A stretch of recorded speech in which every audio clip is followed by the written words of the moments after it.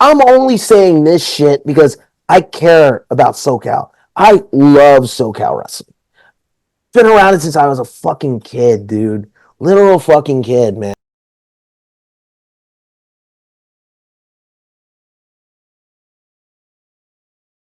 Gus, can you hear me, bro? There you go. Can you hear me? I can hear you. Hell yeah. Hell yeah. What's up, bro? What's Good going seeing on, you. man? What's up? What's going on, brother? Not much, bro. I'm ready to do this shit. Hold on. Let me go get my water bottle for right here. You know Because what, Dick? You know what? what? You know what? What's up? I'm gonna switch it up because I see what you're wearing, fucker. Oh, okay. Okay. We have a game today too. Oh, that's right. We got a series this weekend. We're gonna whoop your asses. Um, what do you think, Trips? No, Oh, I fuck. didn't think so. I Fuck, didn't fuck think. that. Fuck Stephanie's lap dog right there, bro. Man, I can't see. I have. Overrated ass motherfucking Booker. Sorry, we haven't started. I'm already going off. My bad. No, we've started, man. This is the Oh, we're welcome starting. to This is Mic'd it. Up with Gus, the most controversial person, the most controversial non-wrestler in Southern California, the most non-controversial promoter at one time, because you weren't promoting one time. Mr. Andrew Pesina, welcome. How you Hey, doing? what's up? I did Andrew, not know we were this starting. Holy shit! I thought we were gonna have a little rapport before this started, but all right, we're off and running, bro. What's up? our rapport, man, me and your rapport has been going on for years and years and years. We knew we were gonna do this. We've Seven been years talking now. about we're gonna just like we need to me and you need to have a conversation outside of everyone because there's one thing I've always admired about you is your honesty. You've always been honest with me. You have wrote shit ass reviews about my promotion, and I don't mean it like that. I mean like people are like, dude, this guy wrote a shitty review. Okay, cool, but I'm still gonna go hang out with him. Mm-hmm. Like that, I always admired you for just being honest. So thank you for always just being honest with me, bro. Thank you for always just being one of those like dudes who just been straightforward with me and just never been around the bush and said, man, here's how it is, bro. Here's how it is. So thank you, sir, for always being that way. Hey man, no need to thank me. This is just who I am. I'm just an asshole by nature. So I'm very honest. You got to be an asshole to be very honest, you know. Hey, bro, I'm one of the biggest assholes out here, so I already Shit, know. you're a fucking sweetheart compared to me, bro. Like you are one of the nicest guys. Yeah, you are a fuck up. You know, you have done your fair share of shit. And yeah, some of the shit Fidel Bravo says could be justified. I don't know. Sorry. I just want to throw that out there. I don't really like him anyway, but Hi, Fidel's this big, bro. Like, hey, I'm hi, not the one. Fidel. I'm not the one talking shit right now, but yeah, dude, you're a good guy. You just fucked up a lot, you know, and I understand it, you know, like people fuck up, you know, you didn't do anything malicious and or anything. Like there have been promoters who were around, who are still around, who are just dog shit, you know, saying Right. fucking awful things about wrestlers behind their backs and to their faces, fucking up their mental health. And if like I'm an asshole for like making like writing bad reviews about wrestlers and making jokes and hey, imagine what the fucking promoters and the people in the scene talking all the shit behind the scenes are saying and like just amplify that by like 10 times more than what I've said, you know. I'm a fucking sweetheart compared to a lot of these fucking people. So I don't really fucking I don't care. You know, people can say what they want about you. I know you. And again, I know your issues and I knew what you done. And we talked about it. I've told you before, you fucked up and I've held your Yeah. feet to the fire and shit. But you know what, man? People gonna have whatever perception of you. And I'm just gonna be here and like, all right, well, you know, you like I'm friends with people you don't like, you're friends with people I don't like, and there's all kinds of shit. Not talking about you in general, but like a lot of people in general, you know? Right. And it's like But that's gonna happen no matter it's no matter gonna where happen, you're at. That's always gonna happen. but it's like I base my shit on my personal experiences with people like Ed Alexander, your boy. I know he has a lot of heat with a lot of people, you know, and Right. even my friends are like, man, fuck Ed. You know, Keith Gomez, Real Kind Med's a homie of mine. He fucking, you know, I don't know if he likes Ed, but we talked about him. He's like, yeah, you know, this and that. I've talked to a lot of people, and they're like, Ed's this and Ed's that. And it's like, I can understand that, Ed has been the kind of guy to go off the rails a lot, but ultimately, it's like in my personal dealings with him, it's like, I can't say anything bad about him. I can't say, like, oh, he did this to me, he did that to me. I can say, like, yeah, there were times where he kind of tested my patience, but he does that with a lot of people. But Right. ultimately, it's like, I know Ed, I know the guy who he is, and it's like, again, you don't have to like him, you don't have to respect him or anything, but like everyone's experiences with people are all different. So I can't really say much about that. It's all A lot of wrestlers would tell me that he ruined shows and shit like that. And I'm like, you know what? If there's one thing about Ed, is he was like a wrestling fan. He was a real wrestling fan. You know what I mean? And I respected him for that one. Yeah, he got on my nerves, and to be honest, I don't even know if me and that guy have heat. I miss Ed. Like I don't know whatever happened to him. I love him to death. I always did, but people used to be like, "Oh, Ed's fucking up the shows by being like, too rowdy and too smart, and like, why is he like?" It was like, bro, just fucking let it be. And those are some of the things that ruined Southern California wrestling. if Is nobody knew their place. Everyone had to be a hall monitor for fucking everything. if anything, like if you're complaining about Ed ruining your shows, and it's like, how the fuck do you let that happen?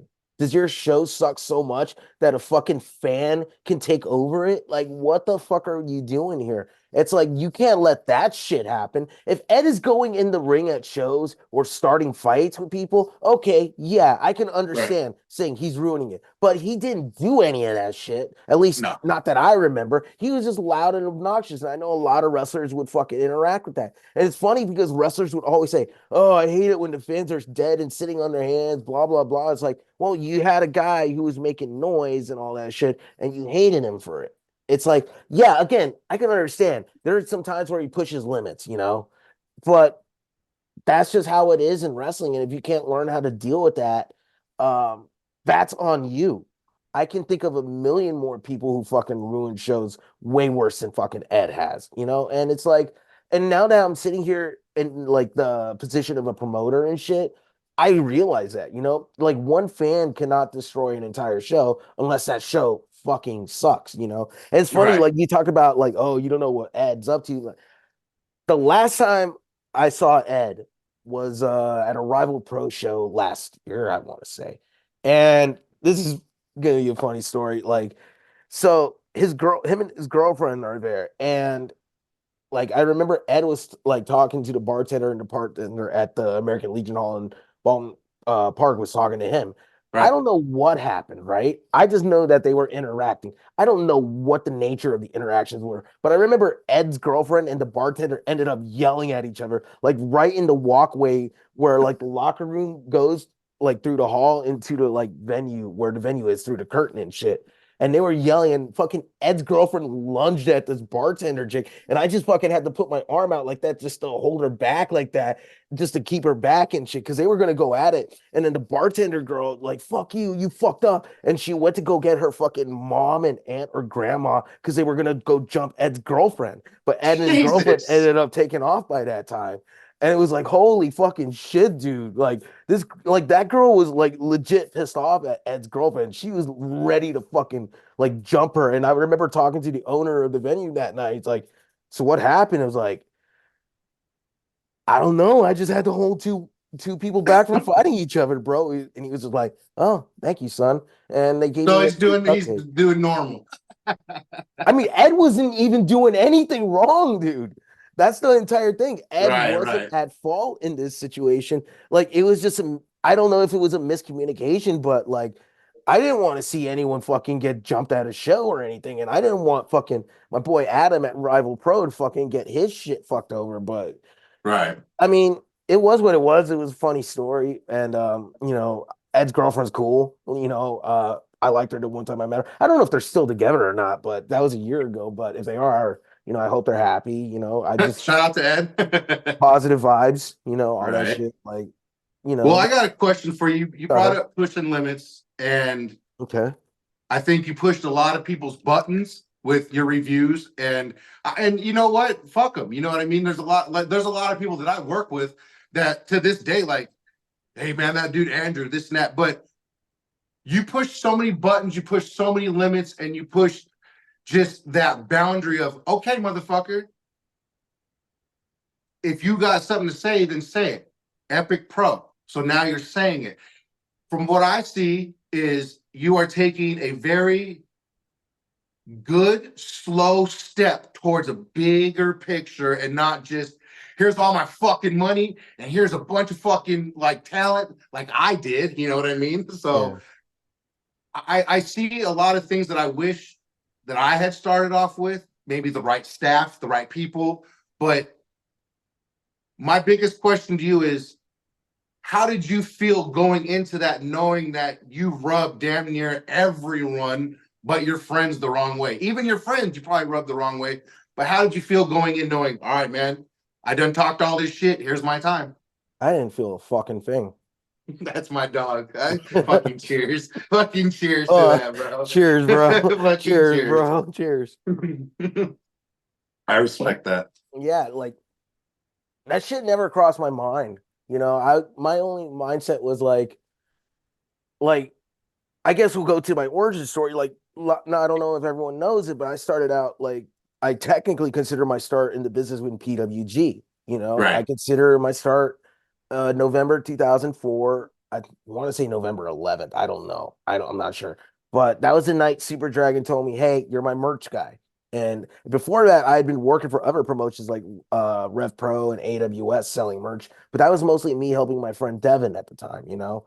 because I would tag along with him and he was a student and he would film shows and stuff. I would also like film shows for my buddy Sean who was putting them online. In fact, like I filmed one of Matt Jackson's first matches and shit. So it's like so that was my background. And as I was coming up, I was just ended up sticking with PWG and I ended up learning a lot of the business through PWG and Super Dragon. I mean, I could probably say Joey Ryan brought me into the business, but I don't want to give that dude any fucking credit for anything. We can talk about him later, but whatever. Right. But a But lot of my at the time, somebody who was knowledgeable of the business helped you out. We'll say that, right? Not really. Super Dragon, I learned more from him. Joey, I was more like a friend with, one of those Got you, types of. got you, But got you, anyway, got you. with Super Dragon, like I would always ask him questions, right? And I would never say exactly like why I was asking these questions. I was just trying to get his insight on shit because like he would give me insights and all these little intricate knowledge, intricate details about what makes wrestling good and what makes a match good and what makes a wrestler good. And I slowly would ask him these little questions over time, and I would just learn. And I would watch how him and Excalibur and Disco Machine would do shit at shows, sit and Yeah, yeah. observe, watch. And there were times where I would say dumb shit. I was acting like a goofy kid, but I was a fucking teenager when I started out, and I didn't really know what I fucking had. I didn't really appreciate it until later on in life. But ultimately, I basically saw what Super Dragon did. I saw what he built, and to me, it wasn't about like, oh man, I'm going to prove all these people wrong, and I'm going to be like, oh, I'm going to have a better show than Dave Marquez, dude. My fucking friends and I used to put on backyard shows when I was 12 that were better than fucking any episode of Championship Wrestling from Hollywood. So it's not a fucking like thing where I gotta prove shit to anybody. But fuck you, Paul. Anyway, People. go grind on your fucking boss's daughter again. Go get your fucking push. Oh wait. Ah, damn. We'll get Oh into wait. all that Oh too. wait. You're gonna have no one to save you when that fucking FBI fucking digs into their fucking Vince investigation and they see what you've been up to.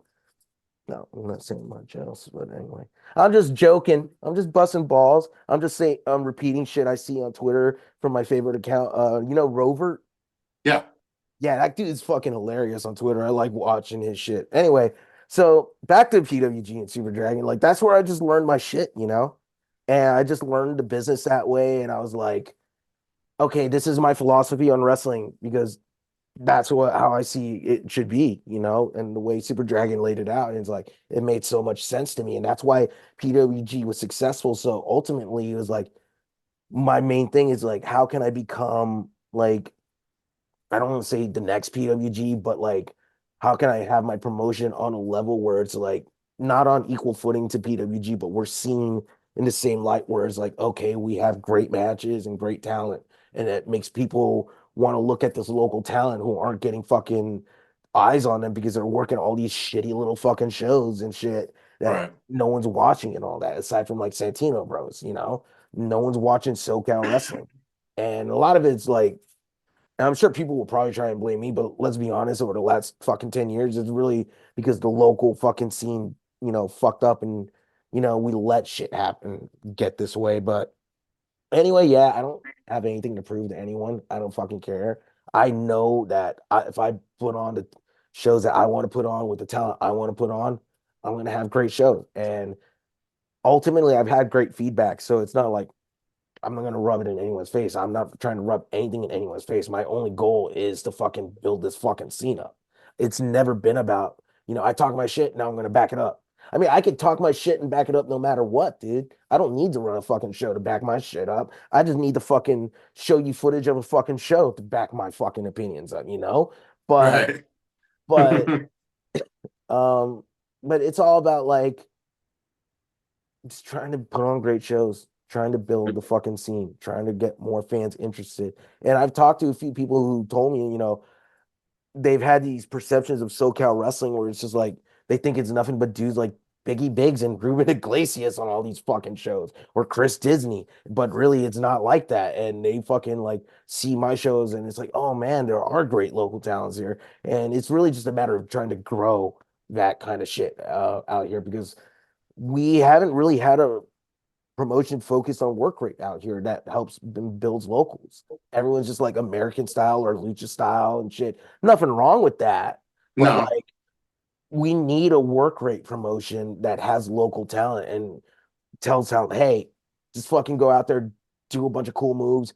Here's a little bit of a storyline, a little minimal story thing, but we're not going to be outright fucking doing dumb shit like WWE does and be like, storytelling and all that. We're just going to be like, let's just put on great shows and then we build from there and whatever we can do, like as far as like trying to conjure up interesting angles and shit, we'll just go from there.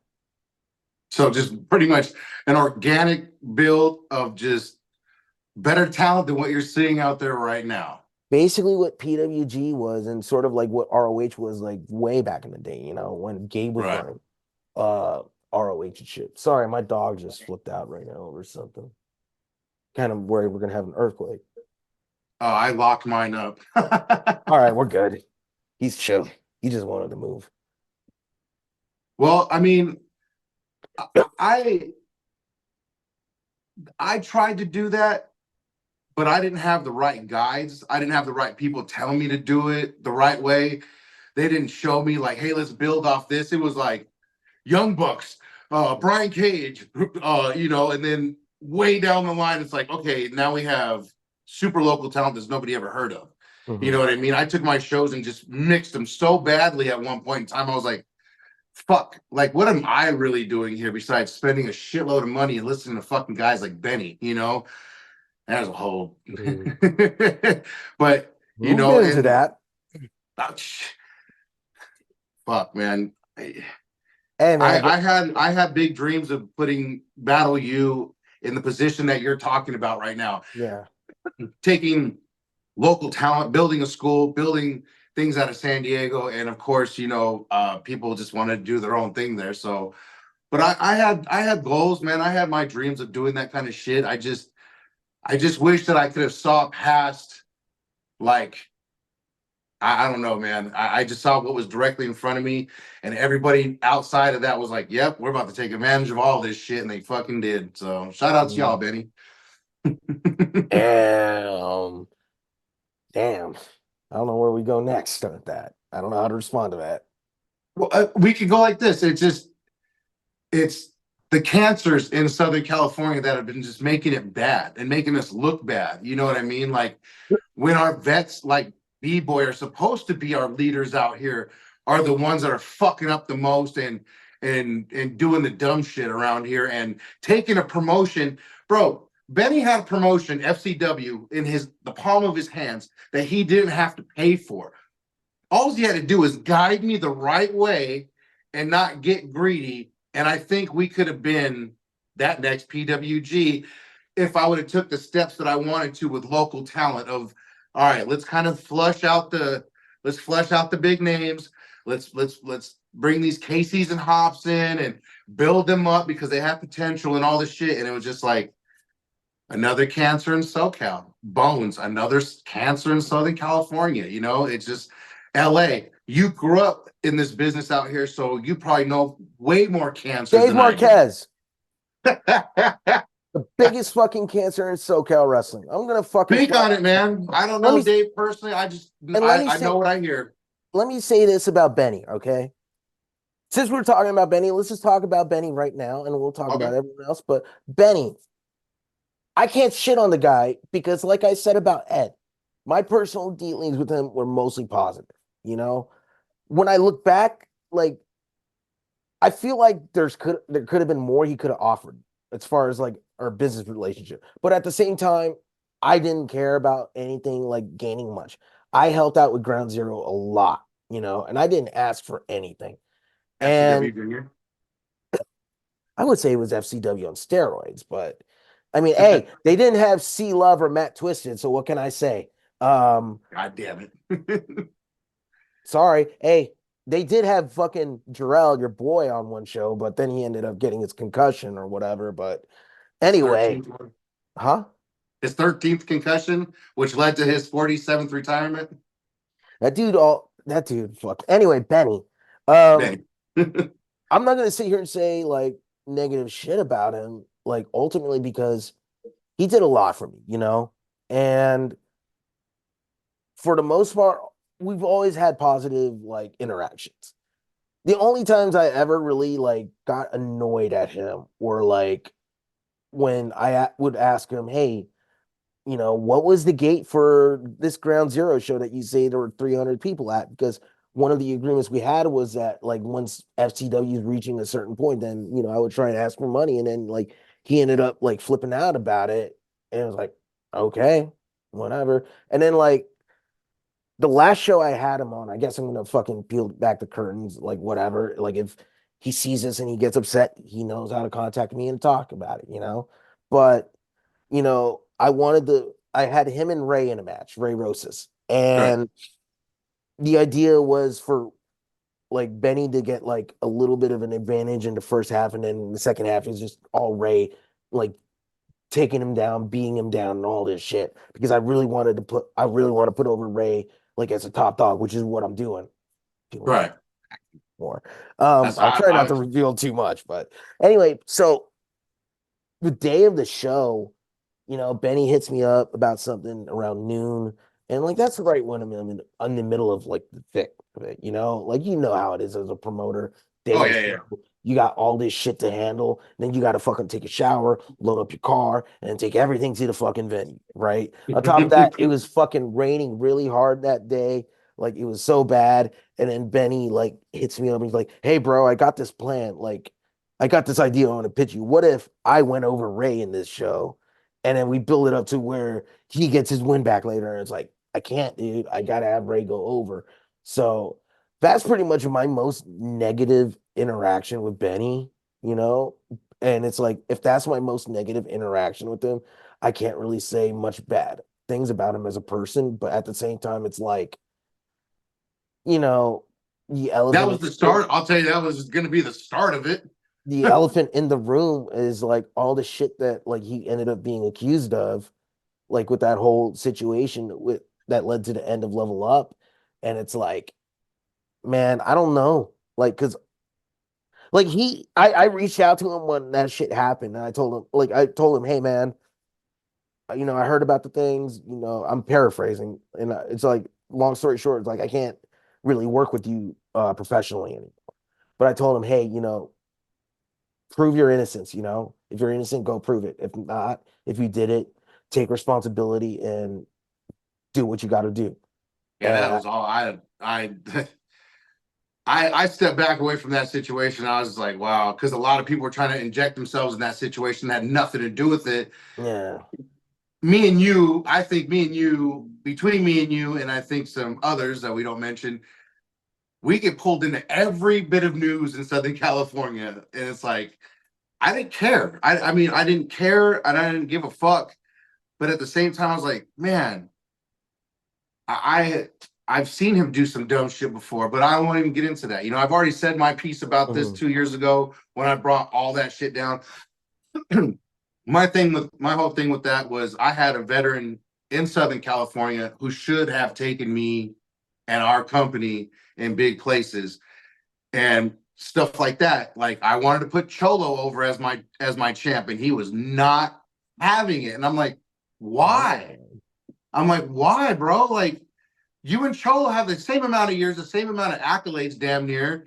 Like yeah, you went to CZW and you're the champ, and yeah, you traveled and all this shit, but at the same time, in the same token, Cholo's got his shit going. So he gave me a lot of pushback on certain people, and the whole like when we pushed Danny Limelight, he was like, fuck no. And I'm like, well, I'm giving this one a shot. oh man. But the cancers in Southern California, man, have I think ruined the scene, and guys like Mikey Gordon coming along and fucking everything up. You like which what was your interactions with that fucking guy? So I think the first time I met him was at the 619 show he did when he was Seabass. I think that was like when he first came to SoCal and all that. And Yeah, I thought he was an all right guy, you know? He seemed like he was cool at first. Now, I would see him right. at shows, and you were cool with him too. You hung out with him. We all smoked weed together and shit. I used to think he was an all right guy. But then, like, remember when he had that fucking dog? Yeah, That's when I started to be like, okay, there's something up here, you know? And when he was using that dog in matches and like seeing the way that dog was acting at shows, it was scared as fuck and shivering and like just like for timid. people who don't know, Mikey had this like little like I don't know if it was a Chihuahua, but it was like a little Jack Russell mix, like very Yeah, small, not about as big as a large Chihuahua, you know. And like those kind of dogs are always like scared and timid at times, you know, like around people if they're not socialized right. But Mikey would take this fucking dog, use it in a match where he would go on the second rope, his opponents would be down, and he would drop the dogs on his opponents from the second rope. And it was just like, what the fuck, dude? And he then did one that night, at one of my shows, and I told him, I said, "Hey man, don't do the dog spot." I remember that. I remember that one. And I remember that match too fucking long, bro. But it might have been because Jarrell was also in it. Fuck that guy. Anyway, like, so for a while I was cool with him, you know?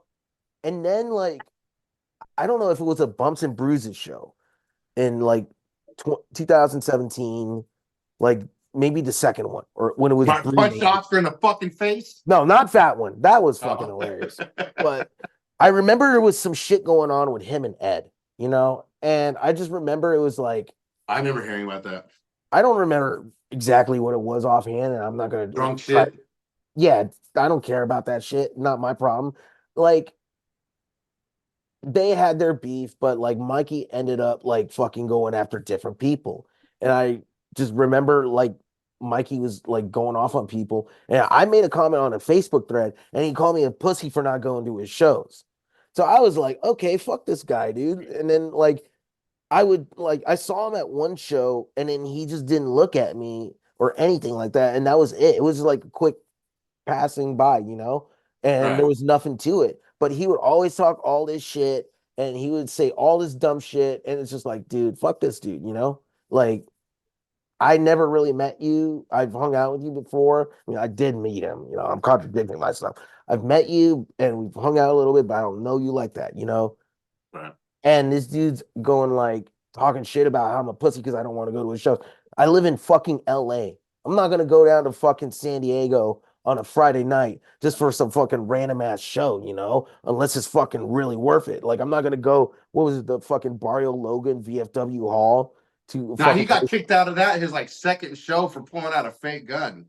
yeah, I'm not gonna go to a fucking show where the fucking ceiling's all low and there's only 20 fucking people in the crowd, you know? Like it's Right. not worth my time, dude. Like, because at the time I was writing for SoCal and Cincinnati. Why the fuck am I gonna want to go there? You know, Steve could go fucking do that shit, bro. Steve Like, went to all them shit shows. and it's like Mikey took that personally, you know. It's like he took it personally that I didn't go to his shows, you know, and like he didn't understand the only reason why people from LA went to shows like yours or Benny's and shit is because, you know, fuck, those you guys all had rapport with fans, and you guys were all cool with fans, and they liked the wrestlers you booked.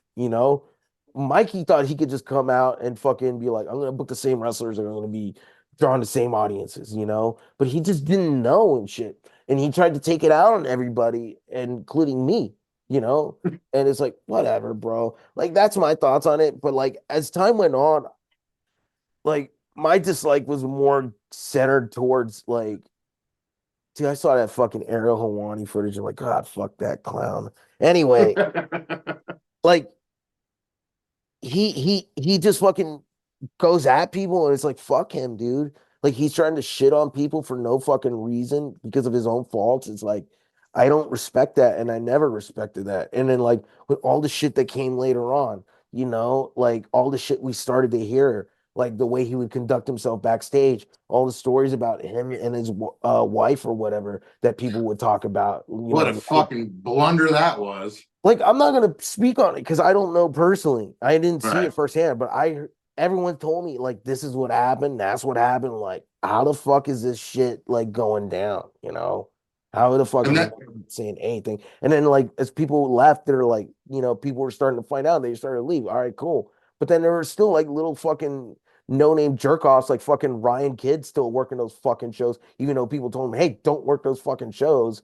And it's like, and like he still tried to lend him credibility until he burnt his bridge with him or whatever. So it's like, I don't know, man.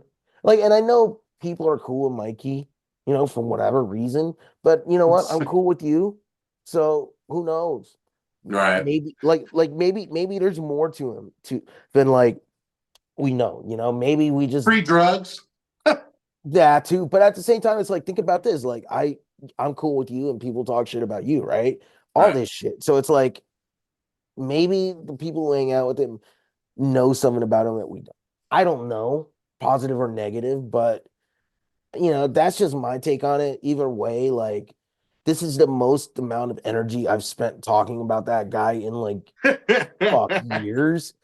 Dude, Right. remember that fucking shit he did with the LA Times when he fucking did that COVID show and then he fucking like Oh my God. then he Yeah. flipped out because the guy asked him questions about his fucking logo, which is during the Black Lives The Matter thing, the yeah, yeah. Black Power fist. It's like he didn't want to like he flipped out about it. It's like, bro, imagine if that reporter knew about that fucking joke he made about Michael Hopkins showing up late to a show. Like, and then Mikey got Right. asked about that. It would have been way worse. And what that did, like, that could have fucking been so fucking bad for SoCal. If that reporter hadn't just dropped the story and let it go, from what I was Because it told, just would have blanketed it everybody. would just have been like, look at this dumb shit going on in San Diego during a pandemic, ran by this fucking guy who's got a history of racism and sexist abuse claims against him. It's like he could have made everyone look bad. It's Right. like, I don't know. That dude is his own worst enemy. And I guess like, I don't know. It is a shame that we're never going to see his shitty movie come out or anything, but Bro, I was looking forward to it. well, he didn't have the money to fucking finish it. So He didn't even have the money for it. no, like that dude. The guy, the producers and all the directors, and they got that movie in a Oh, it's kind can. of Like, warm in here. Let me take my hoodie off right now. if you have a Dodger swear, I swear to God. Oh No. God. Anyway, I want to get back. anyway. Let's get back to the cancers because I know that there's some shit on your chest, and it's not that. It's just that I think a lot of people don't understand the Dave Marquez situation. Um, as Oh, far it's actually as cold. Hold on, let me put my jacket back on. he's Anyway, on go the ahead. hot seat. No, it's just really fucking cold in here. Go ahead. No, I just I'm asking opinions and your opinion of the cancers in Southern California. Dave One of them being Marquez. Dave, one I think being he's one the Dave biggest one. Marquez. Biggest one has been the biggest one since fucking 2004 when he got his hands on Yanoki Dojo and he completely fucking ruined all the potential they had by turning by getting them a TV deal and then turning them into fucking like what we fucking see with Hollywood right now. Just the same shitty format, just boring squash matches, an okay main event and all that. Like he fucking ruined New Japan USA. in 2004. And now, granted, at the time, New Japan wasn't what it was like years later, you know? Like it was down in the dirt, but it still was a product that could have fucking been something great. But then Dave Marquez came in and he fucked it all up by having his vision implanted in it. And then, like, fucking, he got them to join the NWA. And then it ended up being like this thing where Dave started using that NWA membership New Japan had to his advantage. And he created this fucking NWA territory out here where it's like, like he created this thing called NWA Pro, you know? And he would get all Yeah. these fucking promotions to run under his fucking banner and shit. And I'm not going to say much about what I've heard, like from people at that time or what they told me about their dealings with Dave Marquez, but you could just see it on the fucking surface, like how shitty SoCal was when NWA Pro was affiliated with pretty much 75% of the promotions out here. Like shows with fucking Adam Pearce and Tommy Wilson and Alcatraz in the main event. Get the fuck out of here, bro. Nobody wants to see Baby Slim in the main event, you know? And it's like, it just causes division and this fucking mindset in local wrestlers where it's like, oh, fuck PWG. Let's just fucking do this dumb horse shit, you know? And like everyone's just like, everyone started following Marquez's lead, and now we have a fucking generation of fucking wrestlers and people coming up into business poisoned to believe that like what he's producing is good shit, and it's not. You know, even if he's not booking the shows, he's fucking hiring guys to fucking book these shows that suck. And he's fucking telling, I want this or that. I don't know. I'm assuming that. I'm assuming it because all the shows are the fucking same format. They have been for this fucking 20 years, and you look at all the names that's gone through his fucking promotion. Look at how many fucking talented guys there were. How many of them fucking really made it because of Dave versus how many of them made it because they were fucking really good workers and started wrestling in places like ROH, PWG, despite the fact they were in fucking Marquez's promotion, you know? It's Right. like there have been so many fucking dudes who could have been great stars, but instead he would just pull off all dumb bullshit, just fucking have the shittiest wrestlers pushed to the top. He would book guys, like he would hire guys to be bookers that suck, like Yuma. He fucking, God, dude. Like what a fucking shitty ass booker he was. And then like now the shows are like still boring and all that. But it's Shout like, out to Yuma. fuck that guy. I'm not even gonna get into it. He's not worth my time. I don't even know if he's into business, dude. He's Do you want not. to hear? Hey, here's the shitty Yuma. Here's two shitty Yuma stories. One, Oh, Yuma started off not started off with me, but he started around with me. I'm the one who was there when he first started training as a surfer and being a backyard wrestler. And then when he started getting the fucking ego, I remember telling him one time. He told me one time that the FCW shows were too small for him. Okay, and then he got over that. Then he worked for me a couple times doing the Vermin thing. But check this shit out.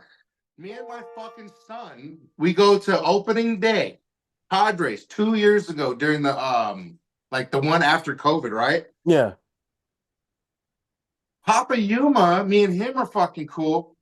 Comes up to me, goes, Gus, and I'm like, yeah. And I like I'm like, dude, I know who this is. I know who this is. He's like, Papa Yuma. I'm like, it's fucking Papa Yuma. What's up, man? He's like, nothing, man. This is my son, this and that. And he's like, Andrew's gonna be here in a minute. I'm like, and in my head, I'm like, no beef, no heat, no I nothing. We forgot should I be have the good. same name as him. Fuck. Yeah. So I'm just like, all right, cool. He'll be on his way. So he comes up to his dad, and his dad doesn't say anything. And we're gonna be like this little joke. And I said something like, hey man, pro wrestling's fake. Cause I'm like 5 feet away from him. He has his back towards me. I'm like, hey man, pro wrestling's fake. And he looks back, and I was like, hey, bro. And he finally turns around, like looks at me, dead in my face, turns and says something to his dad. Then his dad comes up and goes, he's sick and you don't have a mask on. Yeah, man, just have a good time at the game. I'm like, all right, cool. And my son literally looked at me. I swear to God, he goes, who the fuck's that little ass dude think he is? Damn, bro. Because my son's like 6'4", and Yuma's Yeah. a little guy.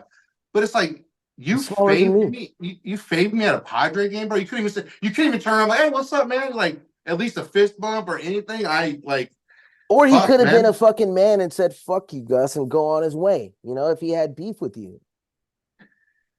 I don't know. All his little friends have beef with me, so whatever. Yeah.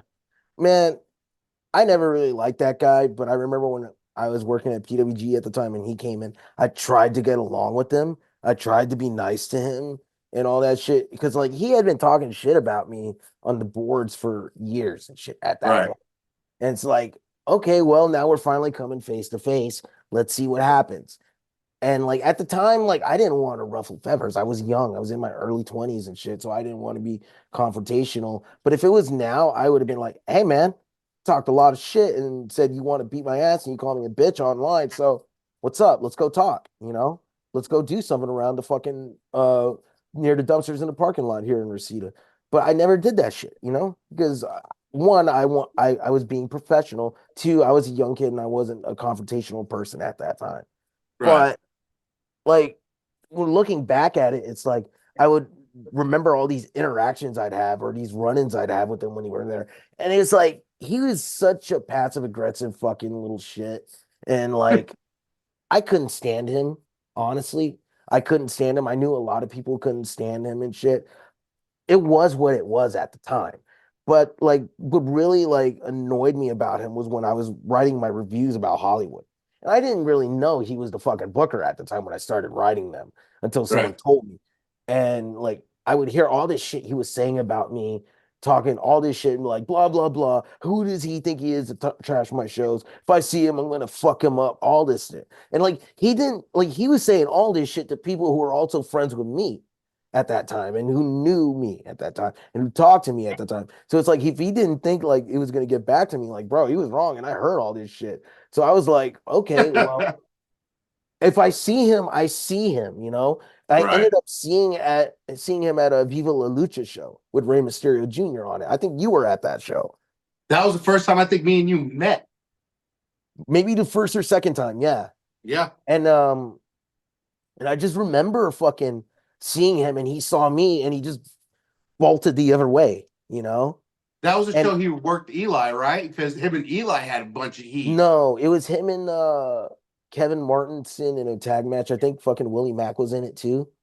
It was just like a standard undercard Viva La Lucha tag match. Right, right, right. And it wasn't a bad match, but I'll admit that. I call it as it is. But like that dude, he's always been a fucking guy who's like, you know, I don't know how to put it. Like he's always just been His like, ego gets in the way. I mean, I've I'm not seen gonna, footage no, of it's not, him. it's not ego. It's like, I don't know. He's like he'll give off a certain energy in one place and then give Right. off a completely different energy in the other.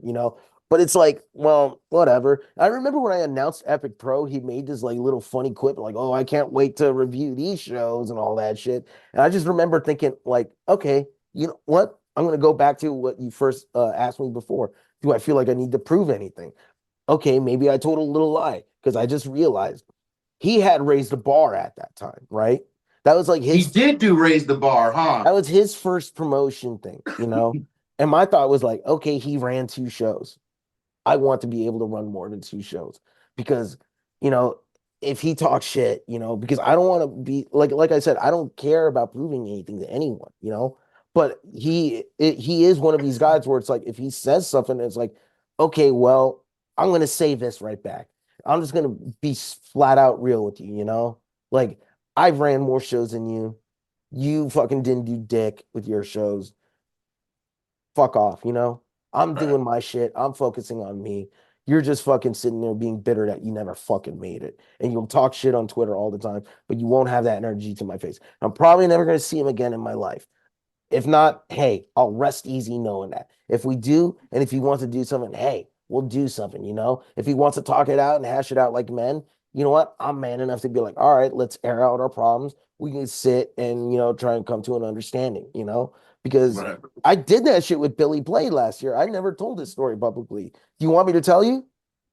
Yeah, because I know there's some shit going on. He said, let me wet the whistle here. Hold on. Let me open my second bottle of water right now because this is all right. So Billy Blade, for people who don't know who he is, which is basically going to be a lot of you, um, he's this dude from like NorCal and shit. He was a wrestler. He came up like I don't know, late 90s, early 2000s, right? Right. And you know, throughout his tenure, no one really respected him in the business. That's a fucking fact. You ask so many people about Billy Blade, like or at least people who are respected in the business, are gonna be like, that dude's a fucking clown. And like one thing about him is like he was known for being a guy who would have to get bookings by renting out his ring to promoters. Like that would be the only way he would get bookings and shit. I remember that's what people would tell me. Like I remember the first time I saw him was at a pro wrestling war show in Santa Ana in 2004, December of Oh shit. 2004, ran by Right. Gary Yap, who ran the original Pro Wrestling.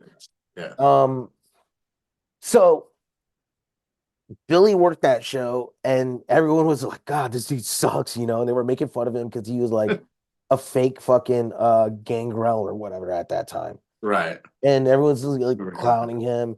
And then him and Bo did a fucking little sequence in during a fucking gauntlet match. And then he took a bump through a table with pushpins on it, and everyone was laughing at him. They're like, God, this dude's lame, get him out of here, blah, blah, blah. So I didn't really have much interaction with the guy.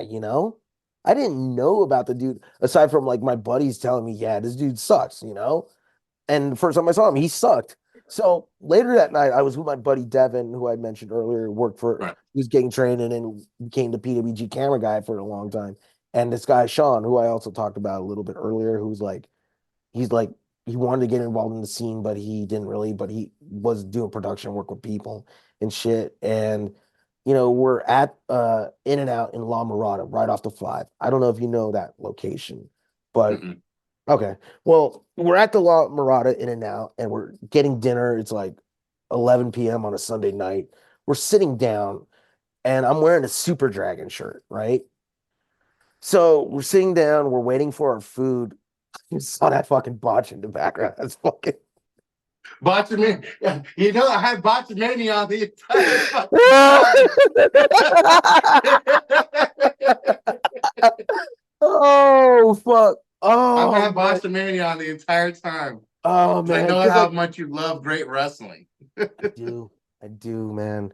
But man, anyway, like so we're sitting down waiting for our food, and we're at a table where it's like where the cash like you're sitting at the table and there's a cashier and you can Right. see the fucking drive-through window. We're sitting down, and all of a sudden we hear this fucking idiot going, "Oh my god, triple dragon, triple dragon, oh my god, triple dragon."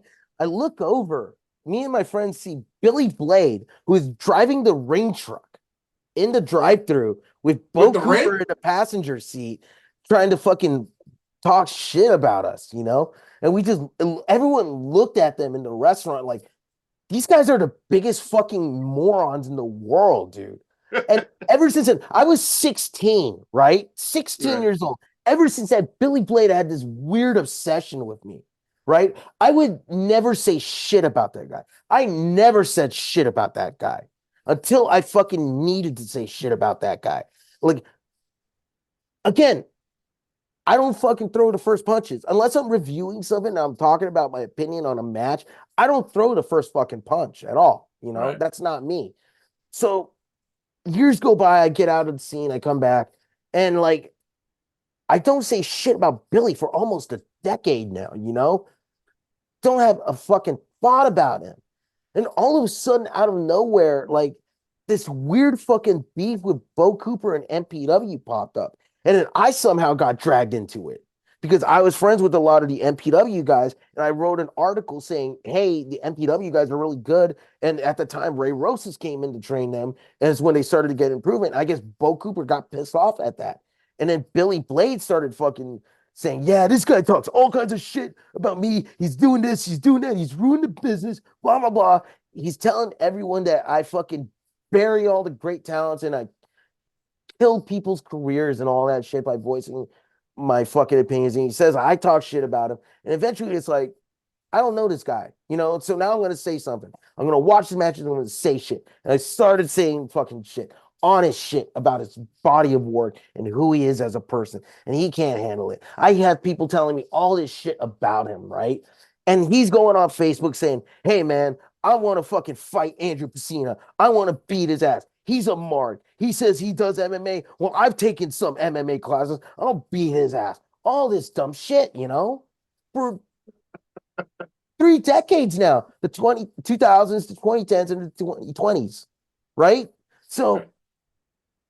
last year during WrestleMania week, the Tuesday of WrestleMania week, I went over to Xavier Lopez's house, the guy who rents out all the rings Yeah, here yeah. because he lives in North Hollywood. I live in Burbank, so we're right by each other.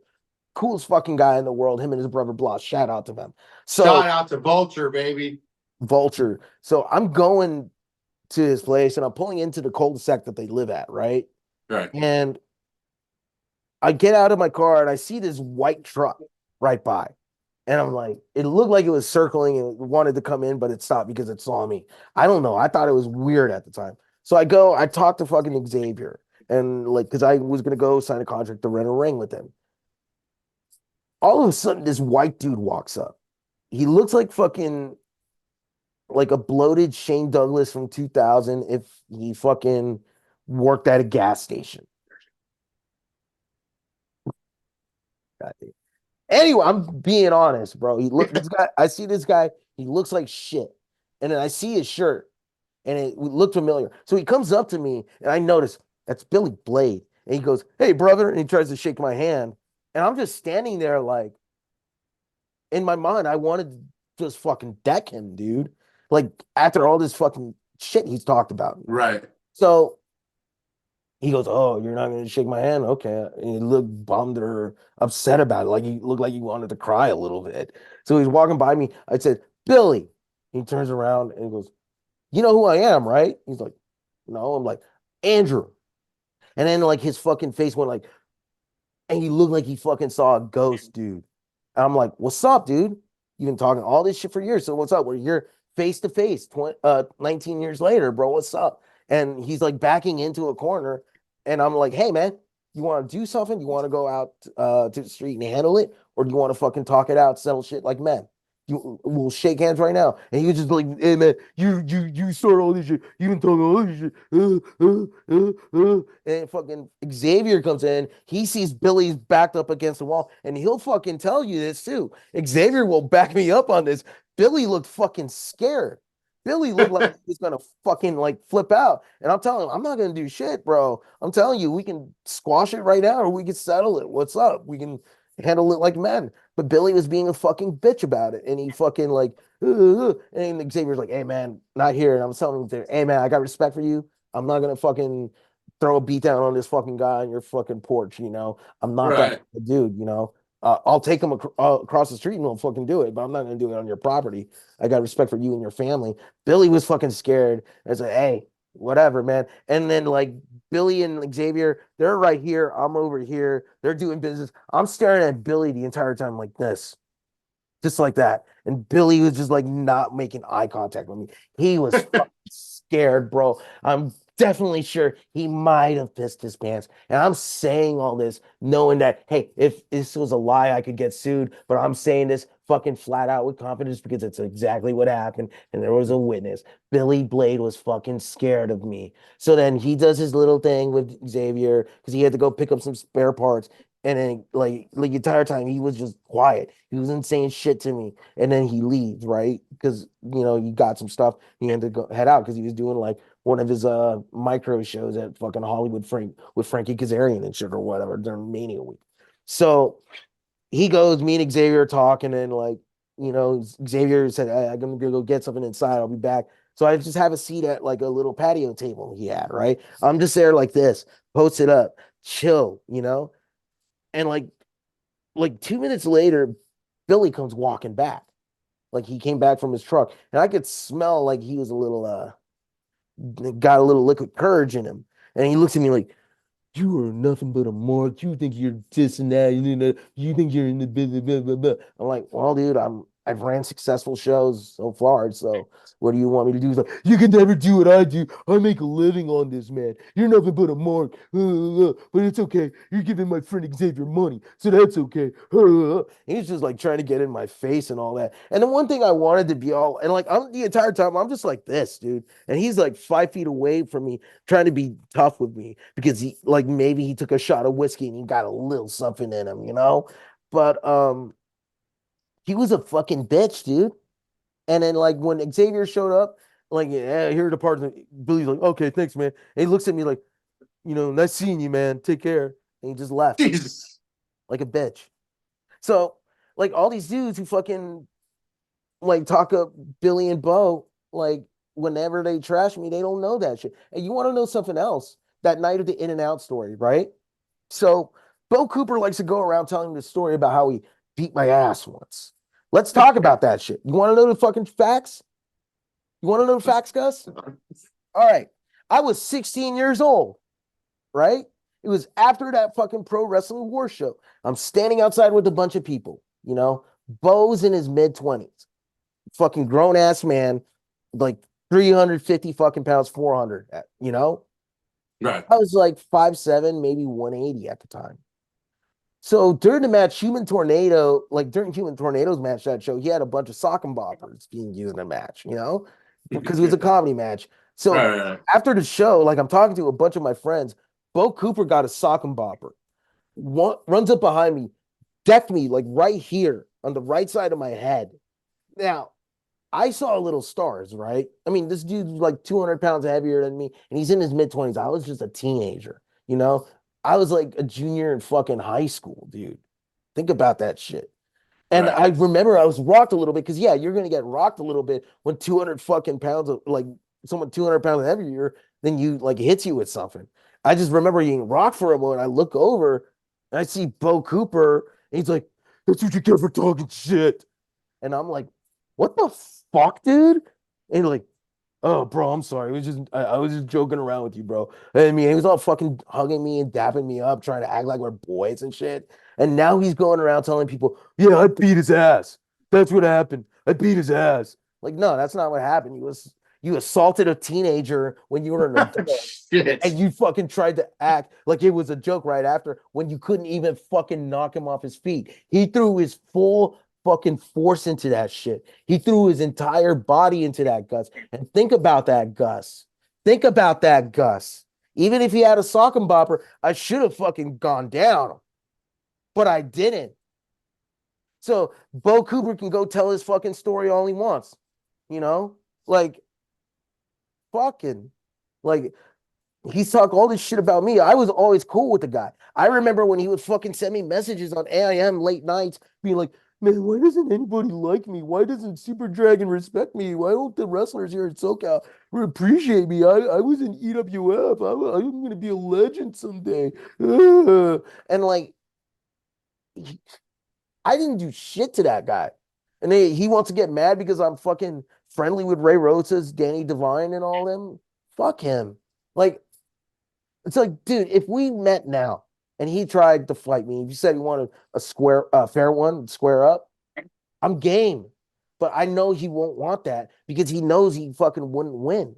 So I'm just saying that. I don't want to be all talking shit about people who don't fucking matter in my life, you know? But ultimately, But it's like, bro, you talk that shit. I've been quiet about it. So that's my side of the story. If he doesn't like it, too bad. He started that shit, you know? It's like if it's like fucking your boy Phil right there being upset that like or people being upset that AEW aired footage of him assaulting Jungle Boy. That's what happened. He assaulted Jungle Boy because Phil's a fucking liar and he talked his shit. So I don't like liars. Excuse me, I'm trying to get my dog under his blanket right now because it's cold in here. gotcha. That's the Bo Cooper story, y'all. And the Yeah, that's the fucking real fucking story. He can tell people, oh, he beat my ass all he wants. He never did. He fucking, dude, that guy used to fucking ask me all the time questions like, how do I get better, bro? How do I get this? He would ask me to fucking ask Joey or Danny, excuse me, Super Dragon to book him on PWG shows and shit.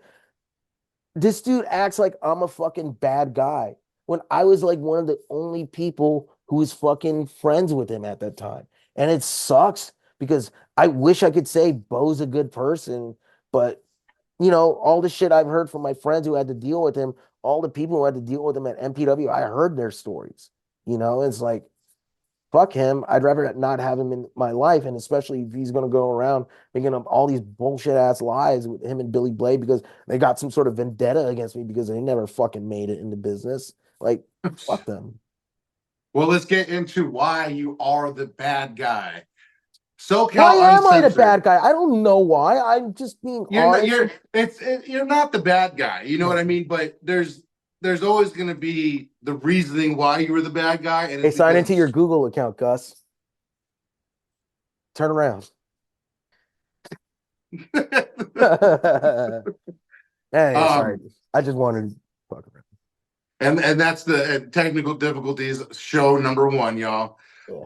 SoCal Uncensored is by far one of the biggest and worst, best uh, just platforms for Southern California wrestling. And what I mean by that is 98% of the people hated what they read, but 100% of those 98% could not wait for SoCal Uncensored to update.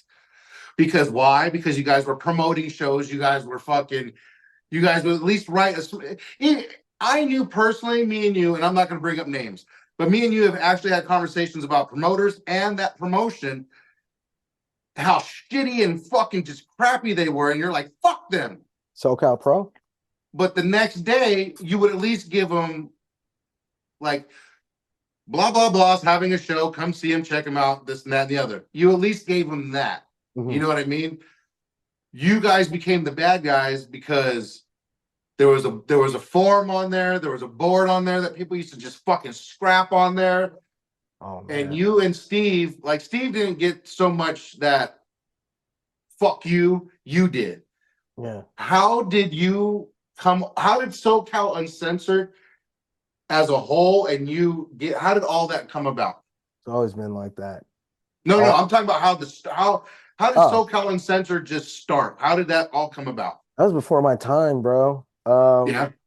SoCal Uncensored started in 2001 when I was like in middle school. And the thing about SoCal Uncensored is its roots preceded like SoCal online wrestling scene started out with this guy named Adair Cole. He created like this little community and he created the first site called SoCal-wrestling.com.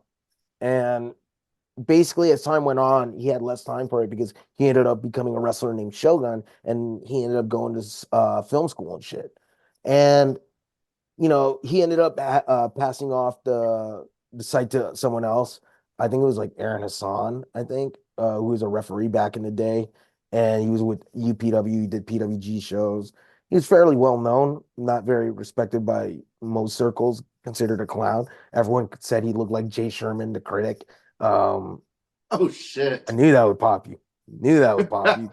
Anyway, so the problem with this guy was like he was being showing favoritism to shows he was booked on, especially UPW.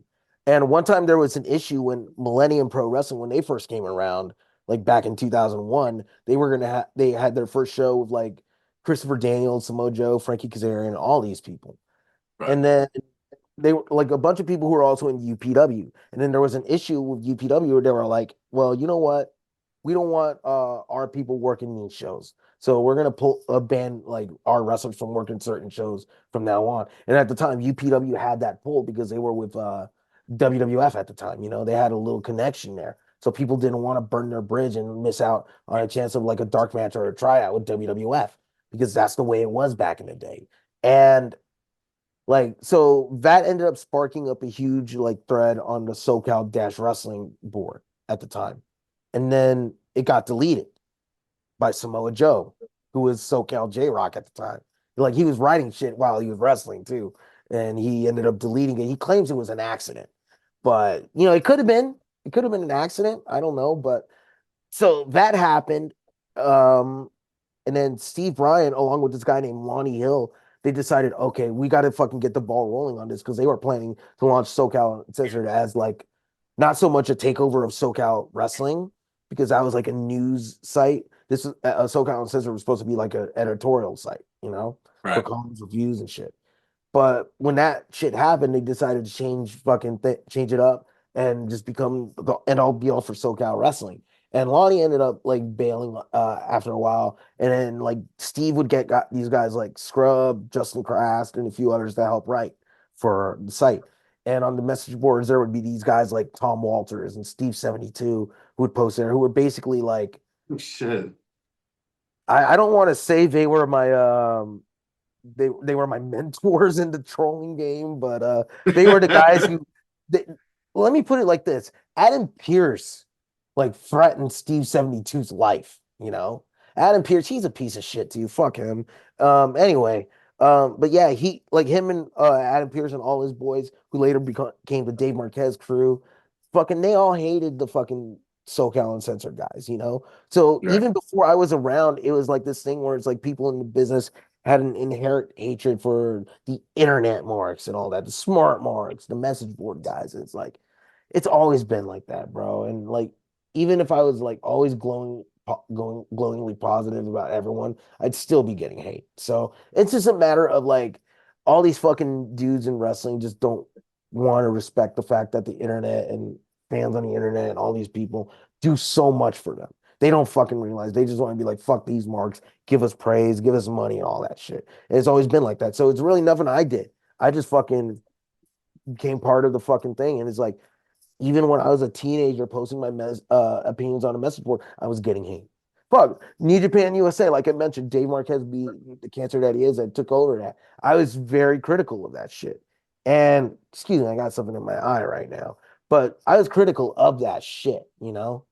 And Dave Marquez and all his people hated me. Adam Pierce hated me, all that shit. And there was so much tension. I would get like hear people saying, "Yeah, they want to beat your ass." When I was 16, 17 years old, mind you.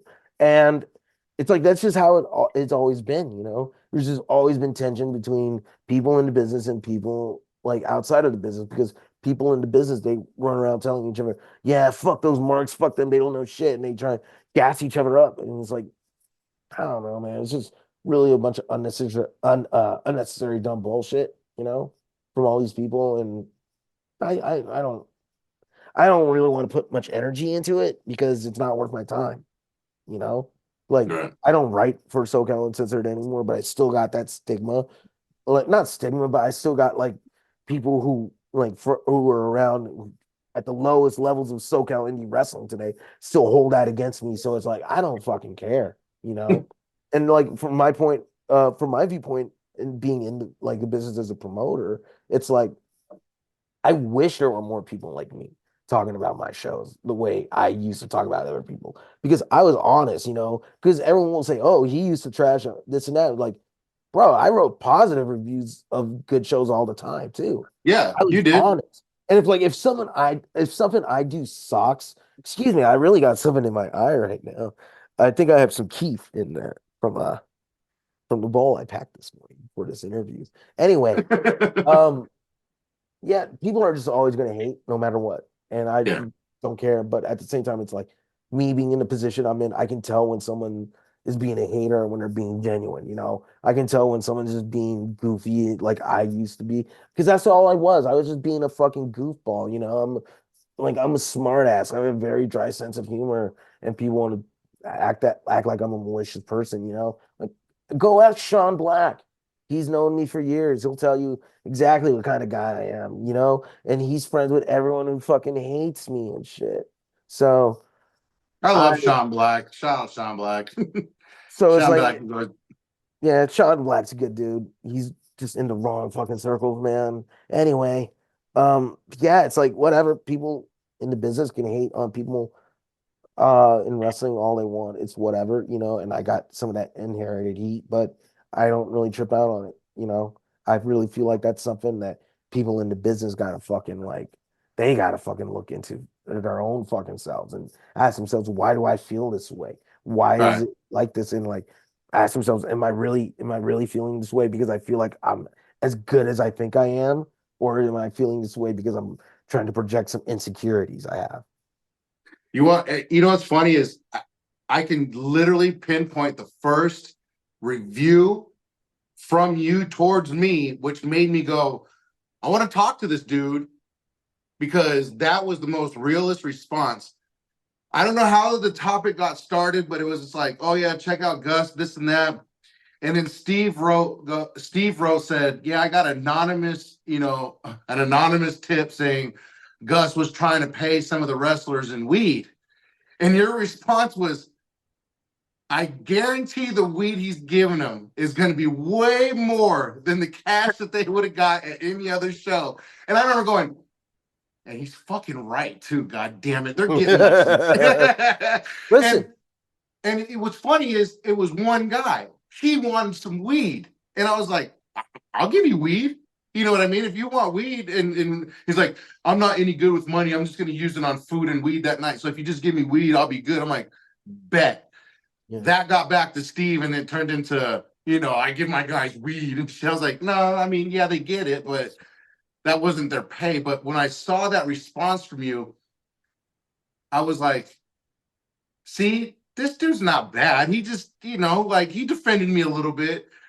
You did some bad reviews about me after that, but I was still like, I don't give a fuck. And you like, I don't think I ever came at you twisted. Did I ever come at you fucked up? Like, well, why you write that about me? Nah, I don't think we've always had like positive interactions before. You would laugh at my fucking reviews too, bro. You saw the humor in what I was writing, so you're like, bro, okay, I get it. Like you, And you that helped understood it. me. That helped me. Like, did I And keep booking?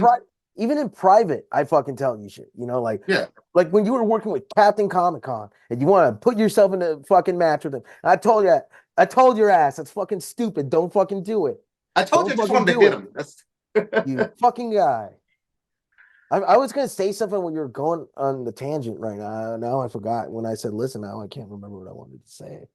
Oh, the weed paying thing. Yeah, like when I said that, it's because like it's real, dude. Like I've seen wrestlers spend their fucking entire pay on fucking weed. And to Mhm. me, it's like they're spending like their $40, $50 paychecks for like an eighth of weed, you know?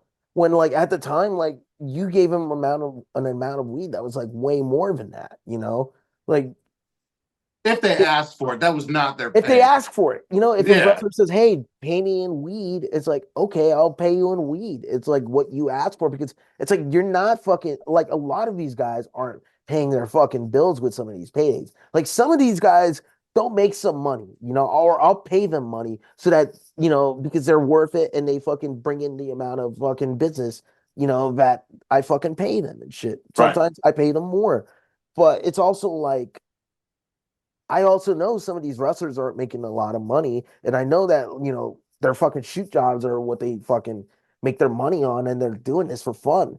So it's like if a promoter pays a wrestler in weed and the wrestler's cool with it and still wrestles for them, that's between the promoter and the wrestler. That's their business dealing. It's not something that people should really get outraged over.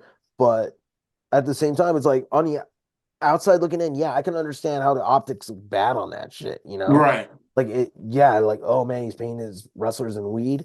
That's fucking No, what? that was Mikey Gordon. Oh That was yeah, Mikey, and he was paying him in shit fucking weed on top of it. hey man. Hey, real true story, true story. I'm not gonna say Biagio's name. I'll never put Biagio's name out there because I like Oh Biagio. man. But no, it was literally it was funny as fuck. So Biagio, a bunch of guys were on the show. You know how the Santino brothers, they were all working with him at first. Anyway, one of the first shows that I had showed up to, like it was like Gordon's third show, or whatever. I walk in the back, right? He literally has a bag of like a half a pound of just hay just sitting out, right? And I walk up and people are just kind of like, it's Mikey's like, take what you want, Gus, take what you want. I'm like, yeah, okay, yeah, sure. So I look over, dude, people are grabbing handfuls. Biagio grabs a handful, looks at it, sees me, and goes, do you have any weed? And I was like, put that Oh down. man. I was like, put that fucking hay down. But yeah, Mikey, he was one of those guys who's like, hey, bro, I busted out a half a pound of weed. I'm like, yeah, well, I used to throw weed shows, pay them, and have vendors give them free weed. So now Yeah. what? Yeah. I God, you wish should have been with us on those shows, brother. I wish, man, but you guys were running in the fucking desert in the middle of nowhere. It's like I'm not going to fucking like whatever Santee or whatever or fucking No, the ones no. we were doing are San Bernardino. Fuck that. I'm not going to San Bernardino. I don't go east of Pasadena, bro. I don't go He's like, Monrovia fuck is the no. furthest I'll go, because I got business and shit to do there. Anything besides that, go fuck yourself, bro. No, I'm not going that far. Sorry. I got a question for you. I got a big question for you because Lay it on me. it's when they showed up, they hit the scene soft. And then when they had their debut show, they hit the scene friendly. By their fifth or sixth show, they showed their ass to the other promoters in Southern California. When PCW hit the scene, you were the most vocal. Ooh. You were the most vocal. You were on him. You were on Sheik when he busted out PCW, and I know they were one of the ones that hated you the most. Yeah, So my dog farted. PCW, The huh? moment you mentioned Sheik, my dog fucking farted, and now it stinks. Holy shit. Sorry, go It ahead. was they're up and running still, and the only reason I bring them up is because they were one of those promotions that was like high talent, high talent, high talent, and all of a sudden you just saw this drop. It's like, wait a minute, now Oh, you're when their using. money mark left? I have no idea. I'm When not in Mike that circle. when one of the fucking original owners, Mike, not Mikey Freedom, but Mike S from Philadelphia, when he left? Are you talking about like Timeout. that period? Timeout. I'm just speculating, bro. Mikey Freedom, brother. Ah, that fucking guy. I heard he's moving to Alabama. Anyway, we'll talk. But you were the most vocal about them, definitely. One of. And but I just saw the drop, and I was like, are they promoting young talent? Are they helping the young talent? Or are they just is there just no money? I mean, I'm not gonna speculate on the money thing. Like I've heard shit here and there, you know. Like he's got a shitload of sponsors. I'll say that. Like almost every time I see a match graphic, it's like this match sponsored by this guy and this podcaster, that person's fucking thing. And it's like, I don't know, maybe there's some money coming in and maybe they're making up the differences with the ticket money and maybe fucking Cheeks putting in some money or maybe they got someone else putting in money. I don't know. I go on assumptions and secondhand information a lot of times, like when it comes to PCW, because I don't have any like direct contacts there anymore. Right. Like I knew people who fucking were there all the time and working for them and all this shit and all that. But I've lost contact with a few people, but also some of them just like, just stopped going there and stopped, dealing with them and shit. And it's like, I would not be surprised if you know, if they're fucking like if their main revenue stream or wherever they were getting their money from to put on those shows when they first like right after they fucking left that Oak Street gym in Torrance and they started running at the Memorial Hall in Westminster and they started bringing in like Rob Van Dam all the time and shit. It's like, obviously shit's changed. Something's changed. You can't look Right. at a company and be like and see what's going on because like again they were trying to be PWG almost every match besides like one or two wrestlers were fly-ins and shit. And they were drawing like 500 people, 600 people, really good crowds. They'll probably claim it as we were drawing 1,000 people. Shut the fuck up, bro. I know how to count. I know how to crowd estimate. Shut the fuck up.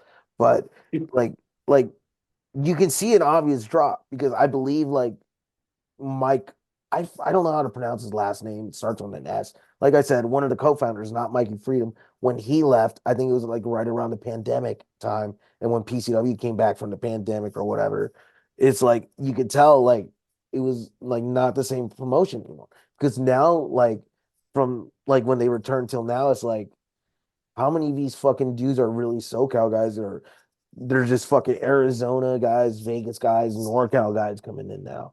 And they're not big names, you know? How come we're not seeing like this next show, like there's a few big names on him, but it's like it's not like it was before, you know? Right. Like like So what do you think PCW is doing for SoCal as a whole? Are they just like, because I know you're, like wasting you said, space, huh? wasting space, wasting time, wasting resources. Just a fucking waste. They don't really bring anything to SoCal, you know? If people like PCW, that's fine. You know, go to their shows, do what you want. I'm not gonna sit here and bash you for it. Like I had a guy who was at like I had guys at my shows who go to PCW shows, you know, and they told me, yeah, they go to PCW shows, but they also like my shows better because I might not have the big names, but I got the quality, the in-ring quality that's like way better than theirs, you know. And I'm not gonna like sit here and say don't support them. I'm going to sit here and say, check them out, make the decision for yourself. Do you like the product they put on? Cool, support them. But to me, I don't respect Joe. I don't respect the way he's done business in SoCal. Fuck, you know what it's like what he's done. Fuck, let's talk about how like you wanted to fucking book like fucking Fatu, and then he fucking pigeon he just strong armed himself to getting booked on your show. Let's talk about that, Gus. Come on, Gus. I see it in your. Yeah, now you want to laugh. After a moment, you were like, "Oh man, I don't want to talk about it," but now I got you. No, I it's got well, you. Talk about because it. what happened was Spill the is beans, Gus. what pissed me off about that was the contracts that he had put on Douglas James. Oh, the contracts he put on wrestlers at that time in SoCal, making them exclusive. That was bullshit too. That was Fuck them. bullshit because I felt I felt I felt a certain way about that because even though like people may have their opinion about Doug James now, but at the time, Doug James was becoming a top guy out of SoCal. I would like to say that I helped push that. I like to say that I helped push Doug James. So I would say you were the first promoter who really took him on as like a main card act because I remember the first time I saw him was like a pre-show match for IWL or something on YouTube, you know? And it's like mm, he was good. And I thought like this guy's a rookie and he's better than so many other people. And again, like you said, like, you know, shit's changed, you know, but like you can't really deny his talent. And you were the guy who's really pushing him first. You were putting him in matches with Benny, and you were putting him in all these featured matches. And like Santino Bros was pushing him in at the time too, but that was his school. And like, not to disrespect what they did, because they did build him up too in LA. And you know, he eventually used that to get to AWS and all that. But I feel like if it wasn't for you, he probably wouldn't have gotten the type of notoriety he ended up getting like right before he signed with PCW. And like that, like someone told me he said like I don't know if he said it, but like people feel like he's gotten like the feeling that like that was probably the wrong move. That's what I heard from people. I don't know if he's ever said that. I don't want to speak for him, but like that's like he in a roundabout way he told me that he shouldn't have did it. okay. Well, you said it. You said it, not me. You And know you know what? it, I was but gonna say you told me that. You actually told me that shit like years ago. So fuck it. You said it. So you admit it. I'm gonna put that out there. in Gus a told roundabout way he just knew that he shouldn't have done it. It's because like I was using him. We had this great thing going on. Nolan Ryan, a Quiet Wyatt down here, gave him a big push with his brand and gave him shirts and all this stuff. And it was just like he signs them, and then Doug comes to me one show, goes, "Hey, it's my last show. I signed with Sheik and PC." I'm like, "What the fuck do you mean by that?" You know, and that's what pissed me off about the whole situation. So then, I got an ego problem at that Broken Heart show. Okay, I got a real big ego at the Broken Heart show. There was 4 promotions involved that I told fuck off in that show. One of them being PCW, one of them being AAA, one of them being, or 2 of them being local shows. One was not Baja Stars, but fucking oddity. oddities.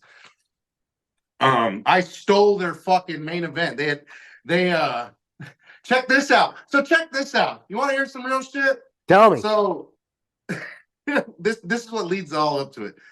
So what is it? Oh, the Oddity Wrestling, whatever. I get a text message from somebody say, "Hey, Phoenix is here," and I overheard somebody say that they're going to announce a main event for this show, and I'm like, "Wait, they're going to announce the main event at this show?" Like, yeah, I'm like,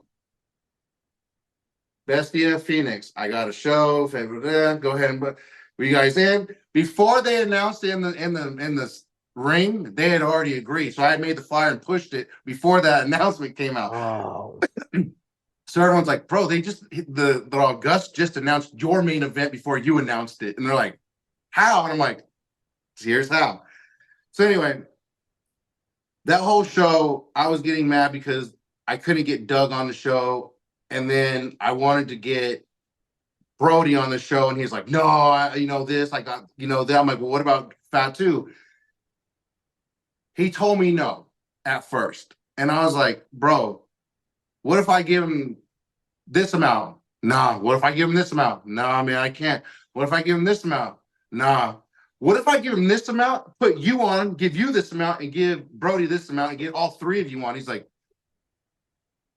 "Let me talk to my guy." And right then and there, I knew. Right then and there, I knew. I was like, "Bro, fuck these contracts, man. All you're doing is trying to, like, what are you doing with these contracts?" So trying we to ended up shut having the out local show. promoters from We ended booking up good having the talent.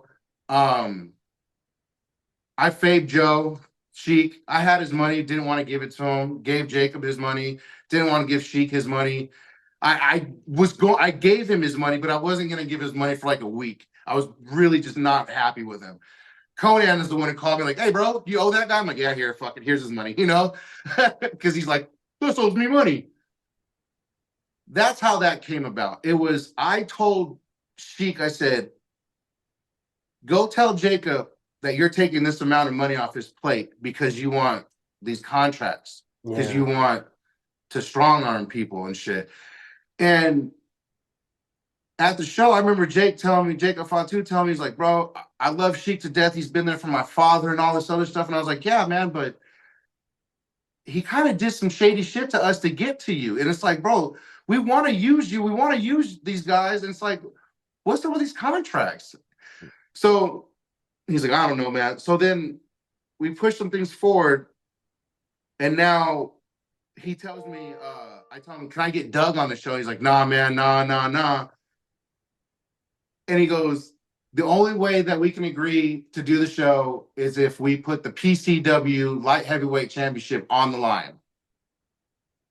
So I looked at Benny, and I remember showing him Benny the message. And Benny's like, "How bad do you want Doug on the show?" And I'm like, "It's not that I want Doug on the show. I just want to prove that these contracts aren't real. Yeah. I mean, they're real, but how easy is it for money to speak? Like, it's independent money." I gave I gave PCW $250 to break that contract. That's all it took.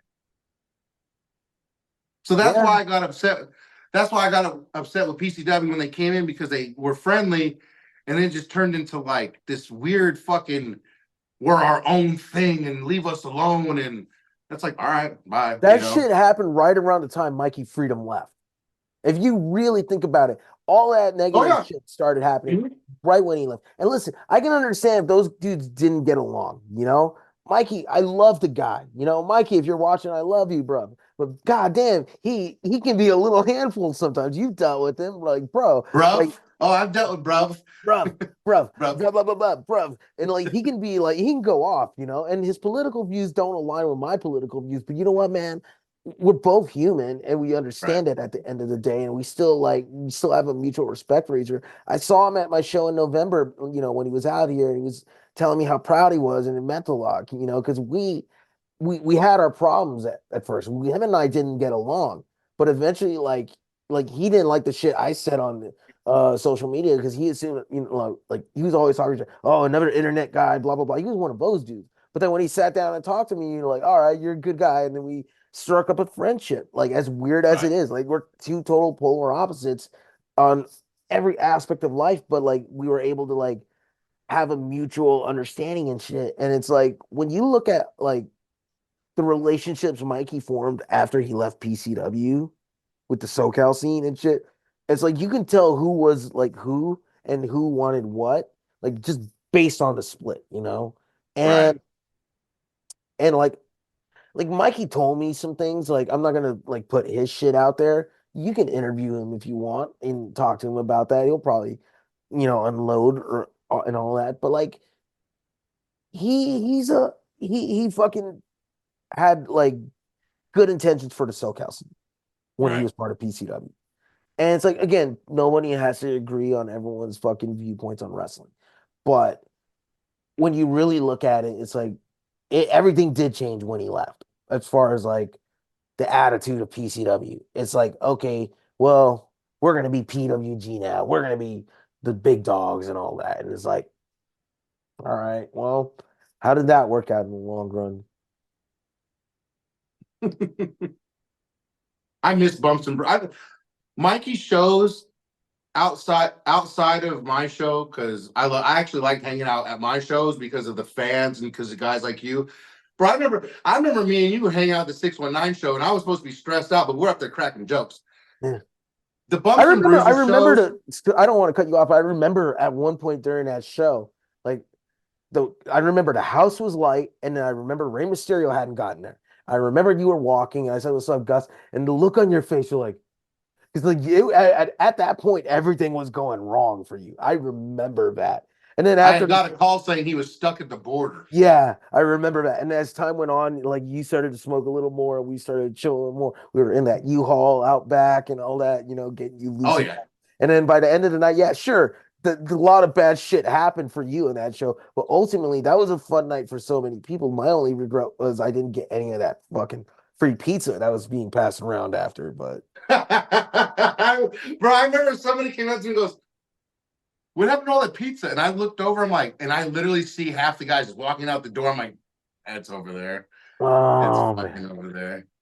Hey, remember But that Bumps and Bruises show though, when they fucking had out all those cases of fucking beer and fucking all the boys were taking them? Like Tito walked out with like three fucking cases. I I remember was taking like fucking I hammered. remember taking two cases because I don't drink beer, but I fucking went and sold them shits to people. Like, bro, that was the fucking best come up, bro. Somebody back there called us marks. Oh, Damien Arsenic called us Oh, marks for taking the beers you know and what? for wanting them. I gotta give a shout out to my boy Kai Wan because like hey, he's funny, bro. He's a fucking funny guy, and that's just an example of his humor, bro. He's just a goofball like me. Like we're like kindred spirits. So yeah, But like yeah, I was that's just like, how he is. We bust each other's balls like that all the time. But that was a fucking fun ass show, and my only never regret. The only regret I have for that show was that I did not get to see you punch Oscar. Bam! And then like but the best was like I came home that night. It's like 2 a.m. and all of a sudden, fucking Oscar's cousin's going on Facebook threatening his to kill uncle, you. his His uncle. uncle was threatening to kill you and shit. And I'm it's like standing outside. I'm standing outside. You were already long gone by then. I remember you punched. I was in the back and I heard someone go, Gus punched Oscar. Gus punched a fan. Gus punched a guy. And all of a sudden I see you coming in with your hand fucking all iced up and shit. Like, yo, I just punched Oscar, bro. You're And like, no, everybody's you did it. And then all the blood from his face. yeah. And you were like, bro, I gotta get the fuck out of here. Your girl at the time, and Mikey, I think Mikey as well was with you. I think you guys just fucking took off because you rode together and shit. Or No, it was me and my ex at the okay, time. you and your ex just fucking took off at the time. And I just remember like, yeah, get Gus the fuck out of here in case the cops show up. And the cops didn't show up. Nah. That was the But fun. it's one of those situations, man, of like Tell the story. just just Tell the story. Tell everything.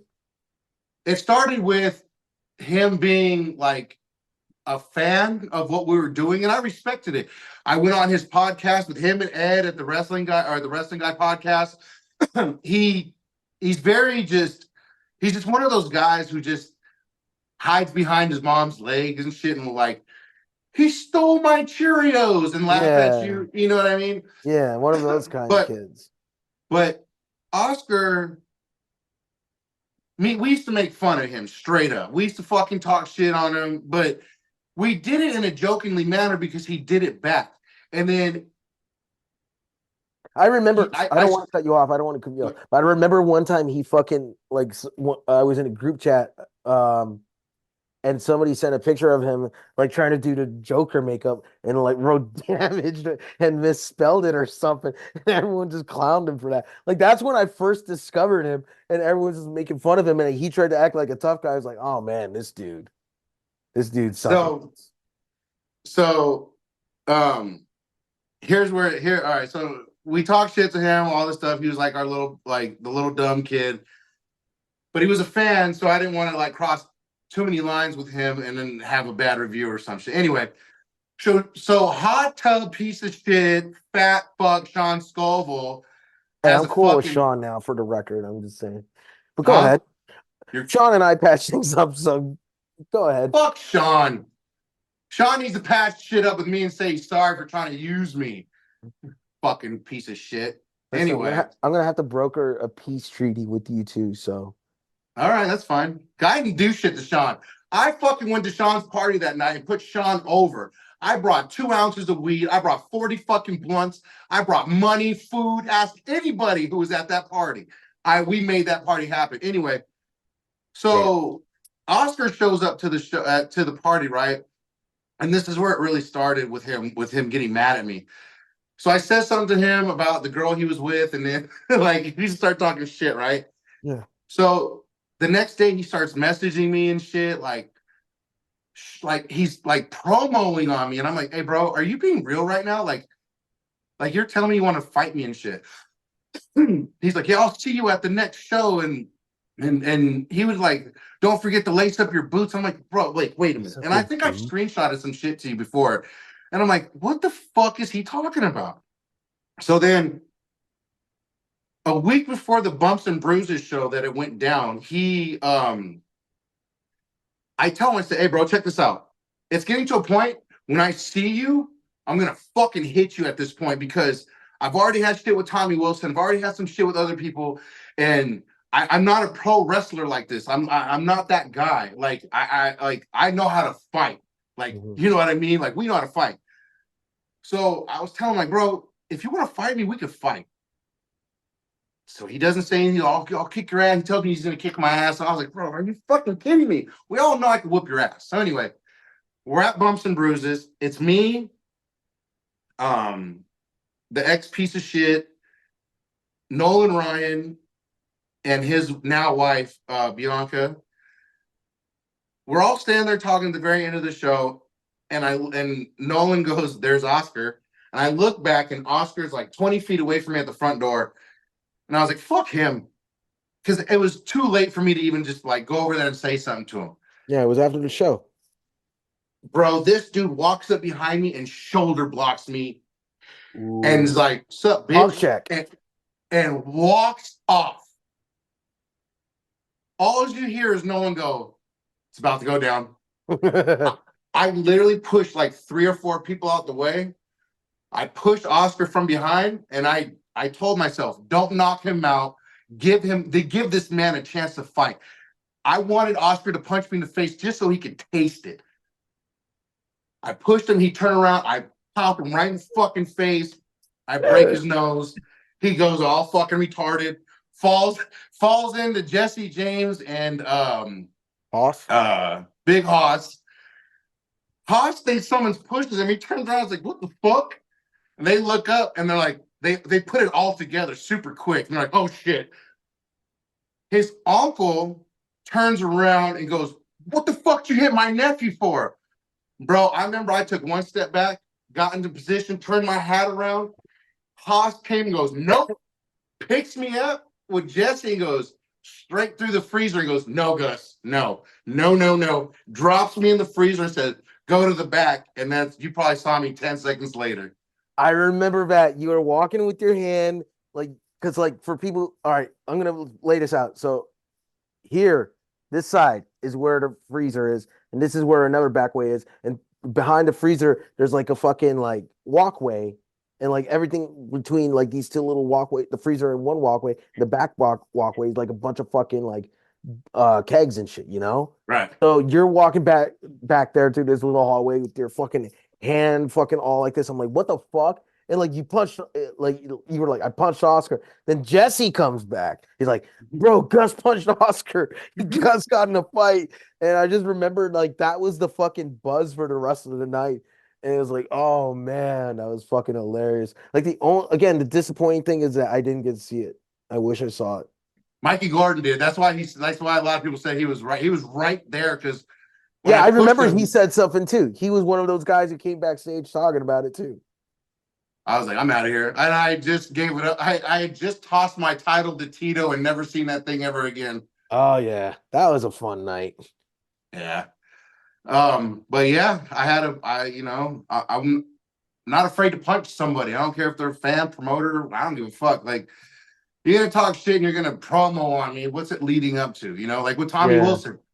We promote he promoted on me for how long? I said, bro, like what are we getting at? Now me and him are cool. You know, we made our amends. But man, SoCal has definitely been a treat. It's been a ride. It's been fun. And when FCW shut down, I think I turned to a lot of like I would say depression for a minute, just because of how everything went down. And I just remember going to you specifically, and like, bro, what the fuck, you know? So I I'm always gonna give you your props for just being my homie, bro. So I always appreciate that. So always Hey man, you've been good to me, so it's like I always give the same energy to people they give to me, you know. If someone's a dick to me, I'm a dick to them. If someone's cool with me, I'm cool with them. So you've always been cool with me. Like I said, like there are people out there who, you know, they can say what they want about certain people. But if I had positive interactions with them, I can't really bury the person that they're talking about. I'll say, hey, you know, it's fair that you feel that way because of your personal feelings and shit. But like, I I I can't say negative shit about you because you haven't done wrong by me. I mean, fuck. I mean, you might have booked a bunch of shitty wrestlers you shouldn't have booked. You might be like homies with someone like fucking Biggie Biggs, who's a fucking giant waste of space. But hey, man, I still got love for you. I And got love for you, brother. it's like you brought up Sean. It's like him and I had our problems for years. You know, I'm not gonna like sugarcoat that, but like we talked a couple years ago and we squashed it.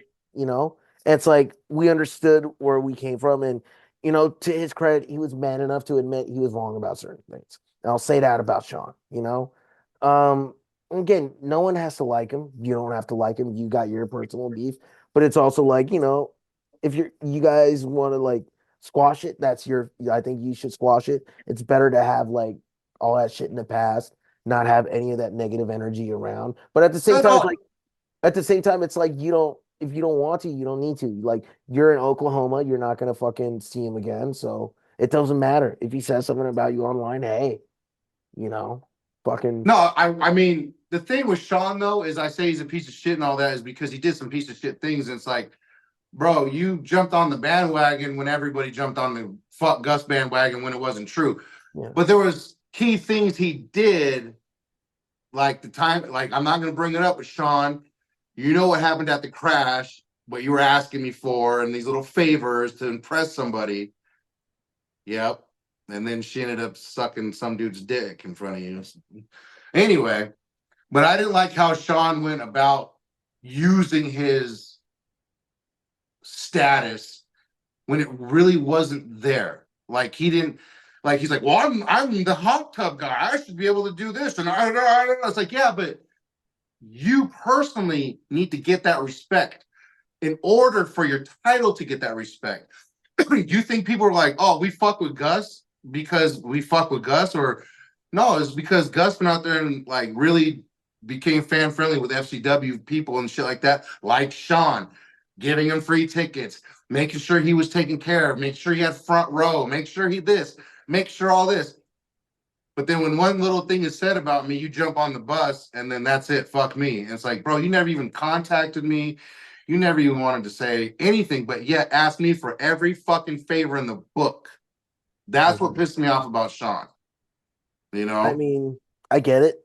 Again, I totally get it. That's how he was. And like him and I talk, you know. He supports my Right. promotion. He's bought tickets to shows that he couldn't attend. So I can't hate on Sean, you know.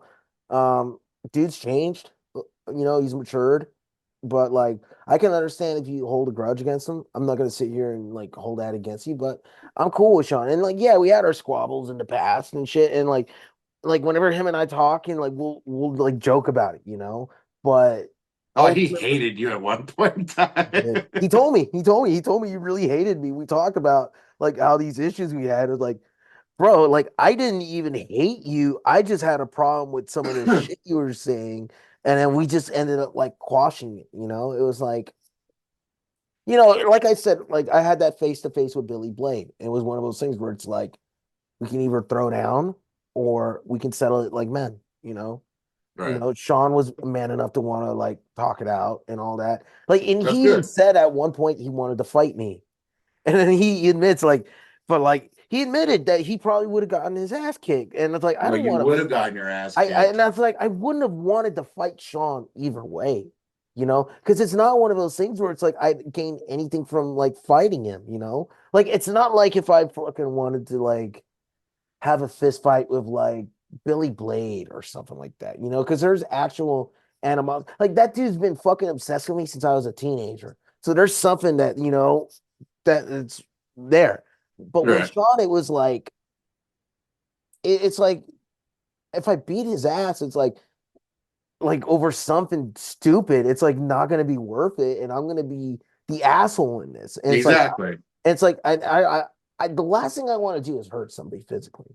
That's the last thing I really want to do. It's like I don't want to hurt the guy, unless like he didn't do anything to deserve it. It's like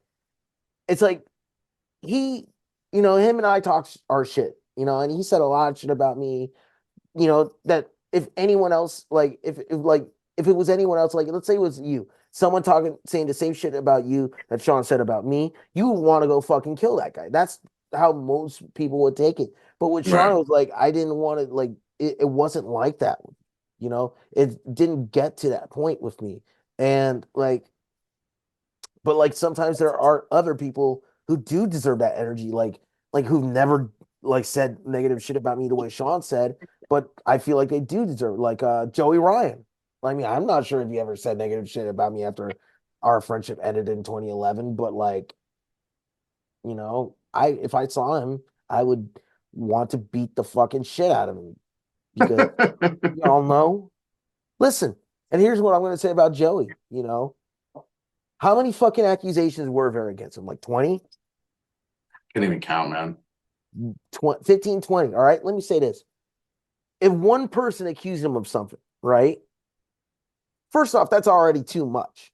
But if one person accused him of something, I could have given him the benefit of the doubt, you know? Like, okay, maybe he did it, maybe he didn't. I don't know. It's one person making an accusation. And, you still got to hear more from both sides and you got to see the facts. But like, 15, 20 people accusing you of shit, all of the same things, and you're out there like sort of dry snitching on yourself or like, oh well, I remember, this interaction, but I don't think it went that way. It's like, bro, Right. you can't fucking sit there and tell me you're innocent.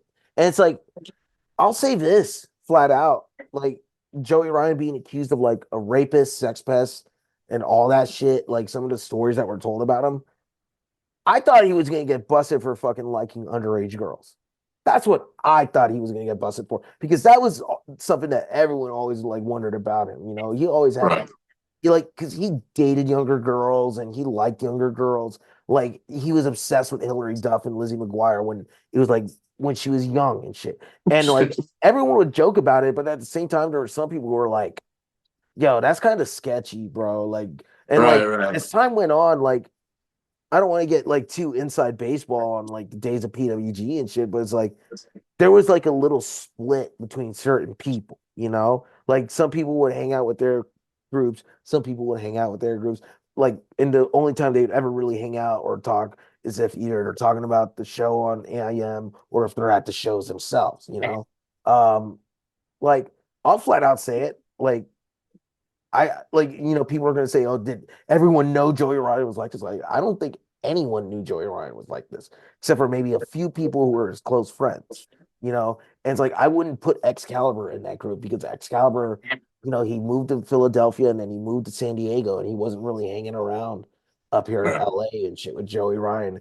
Super Dragon was always doing his own thing. He was like a bit of a recluse. And I'm pretty sure I talked to him more than he talked to Joey after like 2005, 2006, and from that point on, it's like, I definitely saw some splits, in the cracks and all that shit for years before anything happened. And like, I don't think anyone knew what Joey was up to. Like maybe people like after he left PWG saw shit and didn't say anything.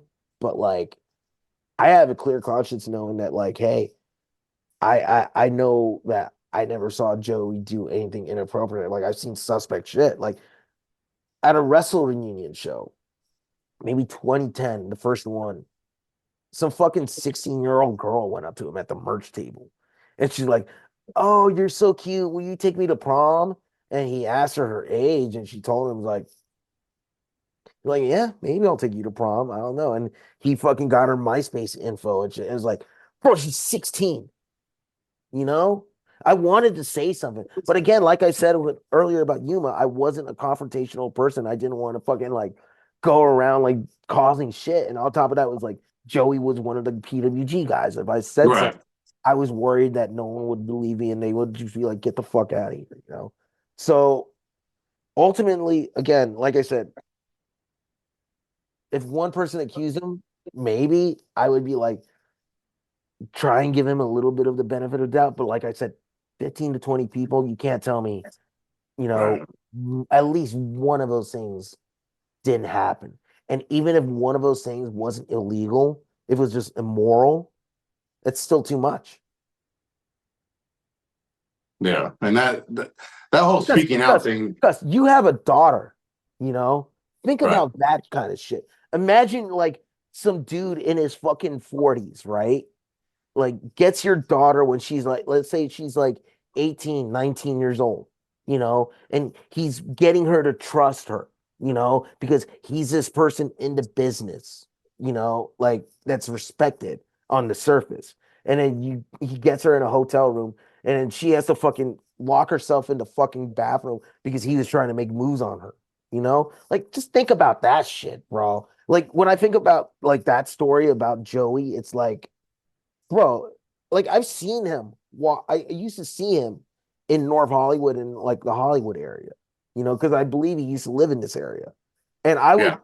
I would see him driving like I'd seen him like two or three times. And each time it took so much for me not to stop my car, get out and just fucking beat the shit out of him. Like fuck it. I'll go fucking do some time and fucking I'll go do some time if I have to because that dude, again, 15, 20 accusations.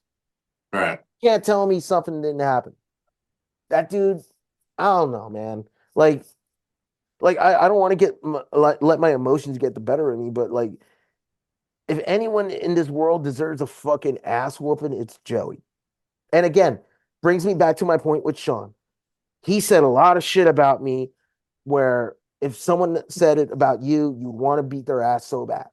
But with Sean, it's like that's not the case. With Joey, he never said any of that shit, but I have that feelings towards Joey. Like, you don't Gotcha. do certain things to fucking human beings. Cause like here's my thing, bro.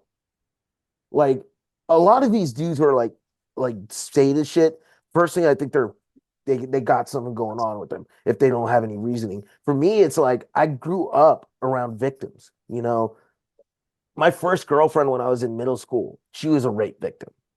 My best friend in middle school and high school, she was a rape victim. When I was like, in elementary school in like sixth grade, there was this girl on our street who lived on our street and knew all of our friends and all that shit. And every Wednesday night, we had this one friend who lived on our street. His dad was a minister at a church. And Wednesday nights, they would have some sort of service. And like the kid, like all the neighborhood kids would go to the church and go and play and hang out, because they would have activities for them. That's usually what we did on our Wednesday nights. And she lived about like 4 blocks away. I lived about like 3 blocks away from the church.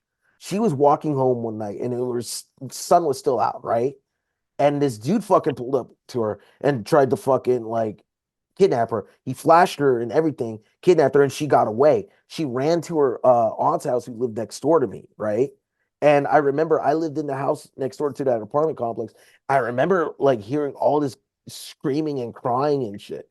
And I didn't know what it was. And I remember going outside with my parents at the time and like other neighbors were going, "What's going on?" And we saw like this girl who we had all known who grew up on our street in tears, scared because of what happened to her. And we found out, and then the cops came, and it was a huge fucking thing.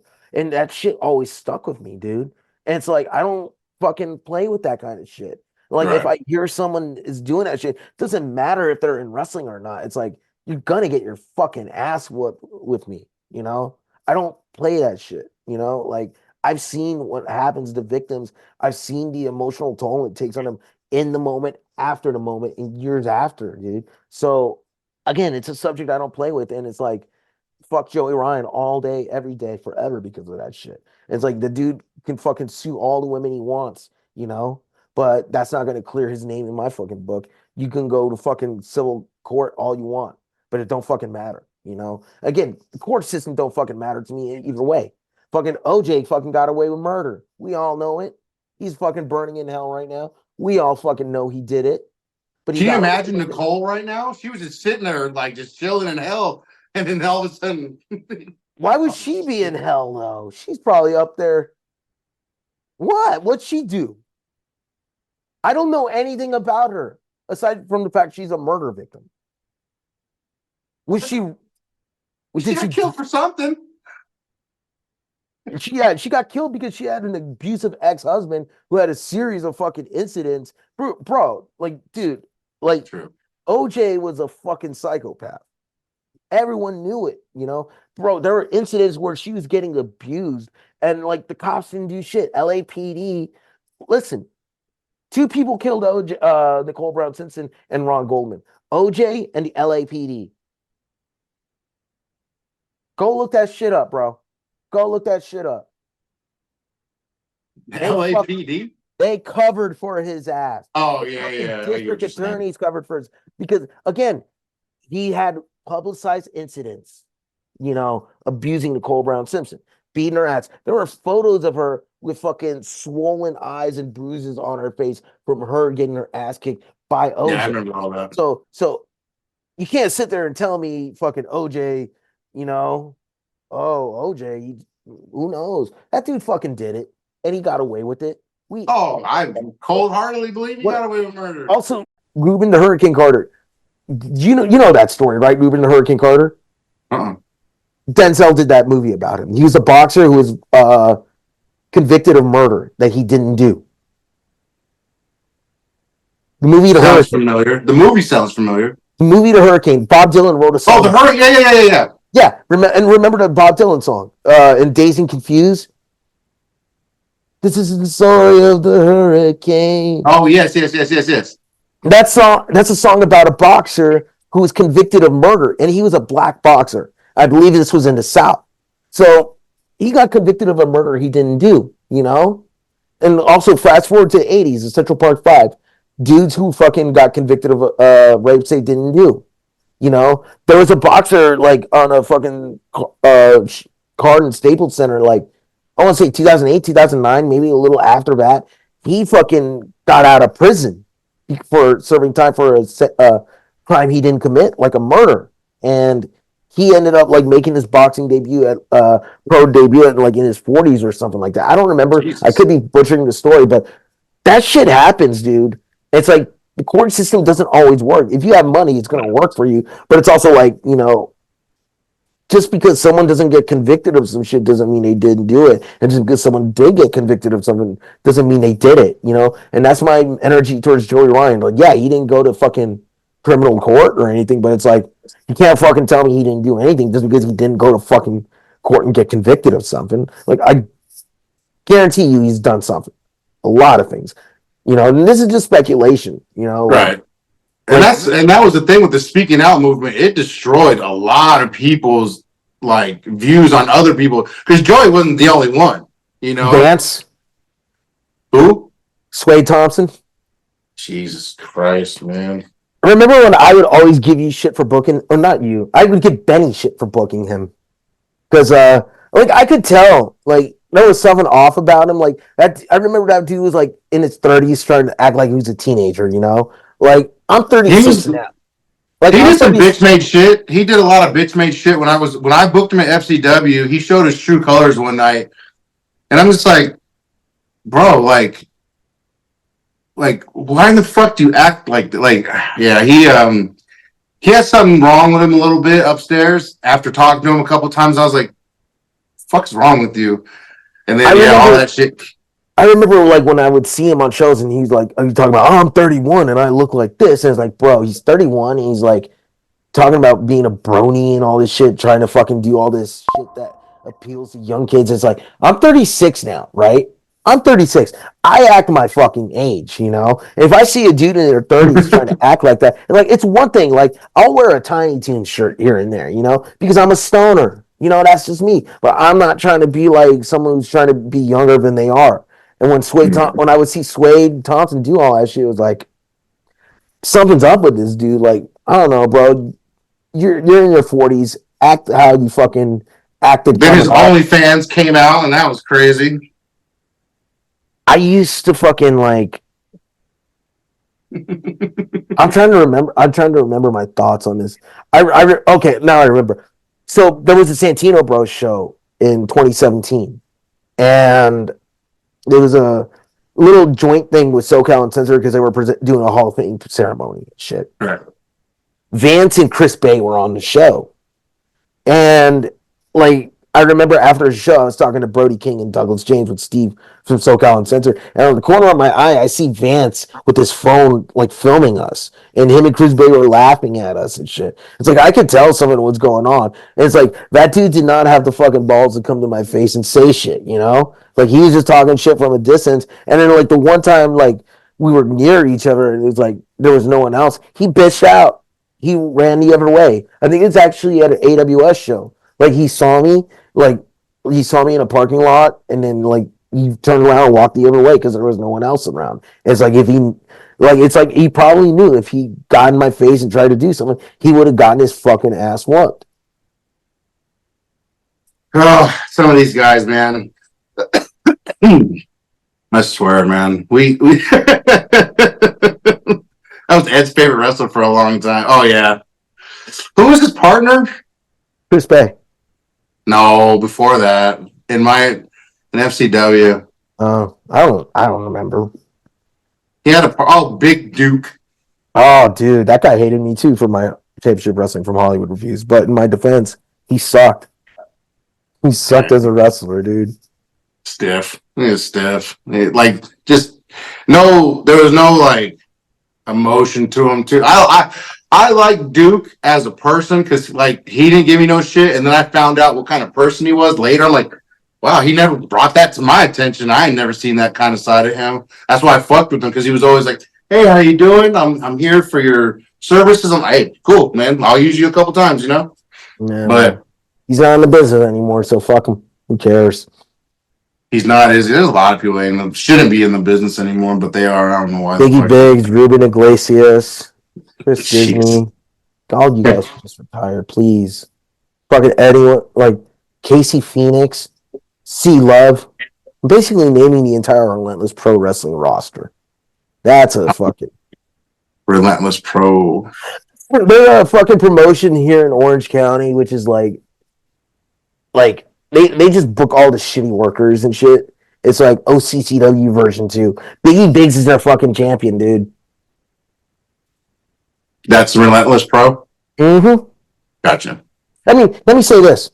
I like Ben the Hammer guy. He's involved in that promotion, but like fuck Tom Dupree, the owner of that shit. Like that fucking dude, he's like the biggest fucking cornet loving guy there is right now, you know? And like I'm always getting screenshots of him talking shit about AEW, you know? And the only reason why he's doing it is because he's a cornet guy, you know? And but it's also like he's trying to talk shit about AEW. Like someone sent me a screenshot of him saying like it's like, oh, this is so and so visiting the AEW locker room, and it was just a picture of a little kids and all that shit. And to me, it's like, bro, who are you to talk shit about AEW's locker room and the bodies of the wrestlers on their roster when you are fucking booking dudes who are completely out of shape, who fucking don't hit the gym, bro? He books C Love, fucking C Love. You know who C Love is, Gus. Don't fucking kayfabe me on this. You know I, how fucking terrible he is. You know how terrible he was back then? He's even worse now. Dude does not, obviously doesn't hit the gym. Obviously doesn't hit the gym. He's just terrible, you know? I've seen his matches and he sucks. And yet he's on these shows and Tom Dupree's going around talking shit on AEW. It's like, bro, you draw double digit crowds in fucking American Legion halls in Orange County. You are nobody be talking shit. Anyone can say what they want about AEW, right? Have your opinions on them, whatever, all that. You want to say Tony Khan's a fucking dork? Whatever. I'm not gonna fucking sit here and like convince you otherwise. Tony Khan's not paying my bills. I don't need to defend him. But if you're a promoter in this business and you're gonna be like taking up a side, like this weird tribalist fucking attitude, like a wrestling fan, like your team WWE, which is stupid in itself. You know, I hate all the fucking tribalist shit, you know, between fans of one promotion and one another promotion. You're supposed to be wrestling fans, not fucking fans of one company. But anyway, this fucking guy's acting like one of those dickhead tribalist fans. And it's like you're supposed to be in the fucking business. You're supposed to be doing better for the scene, but you're doing everything opposite. You're booking shit talent. You're running shit shows. You fucking have double digit crowds. Your production's fucking garbage. Biggie Biggs is your fucking champion, and you're trying to claim he's the champion for all of SoCal. You ain't doing shit for us, and you're just sitting there talking shit on Twitter about AEW. You know, they're fucking drawing. They're running 2 shows a week, drawing thousands of people. They're on fucking TNT, TBS with 3 shows a week. They're getting millions and millions of viewers, right? TV, streaming, and that's not even. That's just here in the United States, right? Pay-per-view buys. They're getting like 100,000 pay-per-view buys, like every show, and like they're almost always breaking records. You know, we can say whatever we want about AEW struggles right now, but ultimately, in the end, one, AEW is bringing something to the pro wrestling economy. They've changed shit up for the better. Whether you like them or not, their existence is a fucking positive. Wrestlers are getting paid more. More people are getting fucking work in wrestling. They can make a living on this shit because of AEW. But you, Tom Dupree, a shitty Orange County independent promoter, want to go on Twitter and talk all this shit about AEW. It's like, who the fuck are you to talk shit just because you listen to Jim Cornette's podcast? Bro, you book shit matches. If Cornette saw your matches, he would fucking trash you and tell you to get the fuck out of the business. 2, you don't fucking draw shit at your shows and you're trying to bash AEW. 3, you fucking have your shows on YouTube and I've seen the production for those matches and they suck ass. You can't even fucking edit properly your production. Can't hire a real production team. So who are you, Tom Dupree, to be talking shit when you run one of the fucking lowest level promotions in all of SoCal? And it sucks that I'm saying this. I don't want to be negative, but I have to, Gus. I have to. And the reason why is this is because promotions like that, you know, promotions like One Ring Circus, all these little ass shitty promotions, all these shitty wrestlers, they make promoters like me look bad. Because I've had several fans come up and tell me they've seen local shows and they fucking go, oh man, I don't want to see this shit because they see the terrible talent on these shows. And they get the assumption that all the shows like me, like Rival Pro, like Santino Bros, like all of us who are trying to bust our asses to put on better shows, that we're all the same, you know? And like that's why people are going to GCW.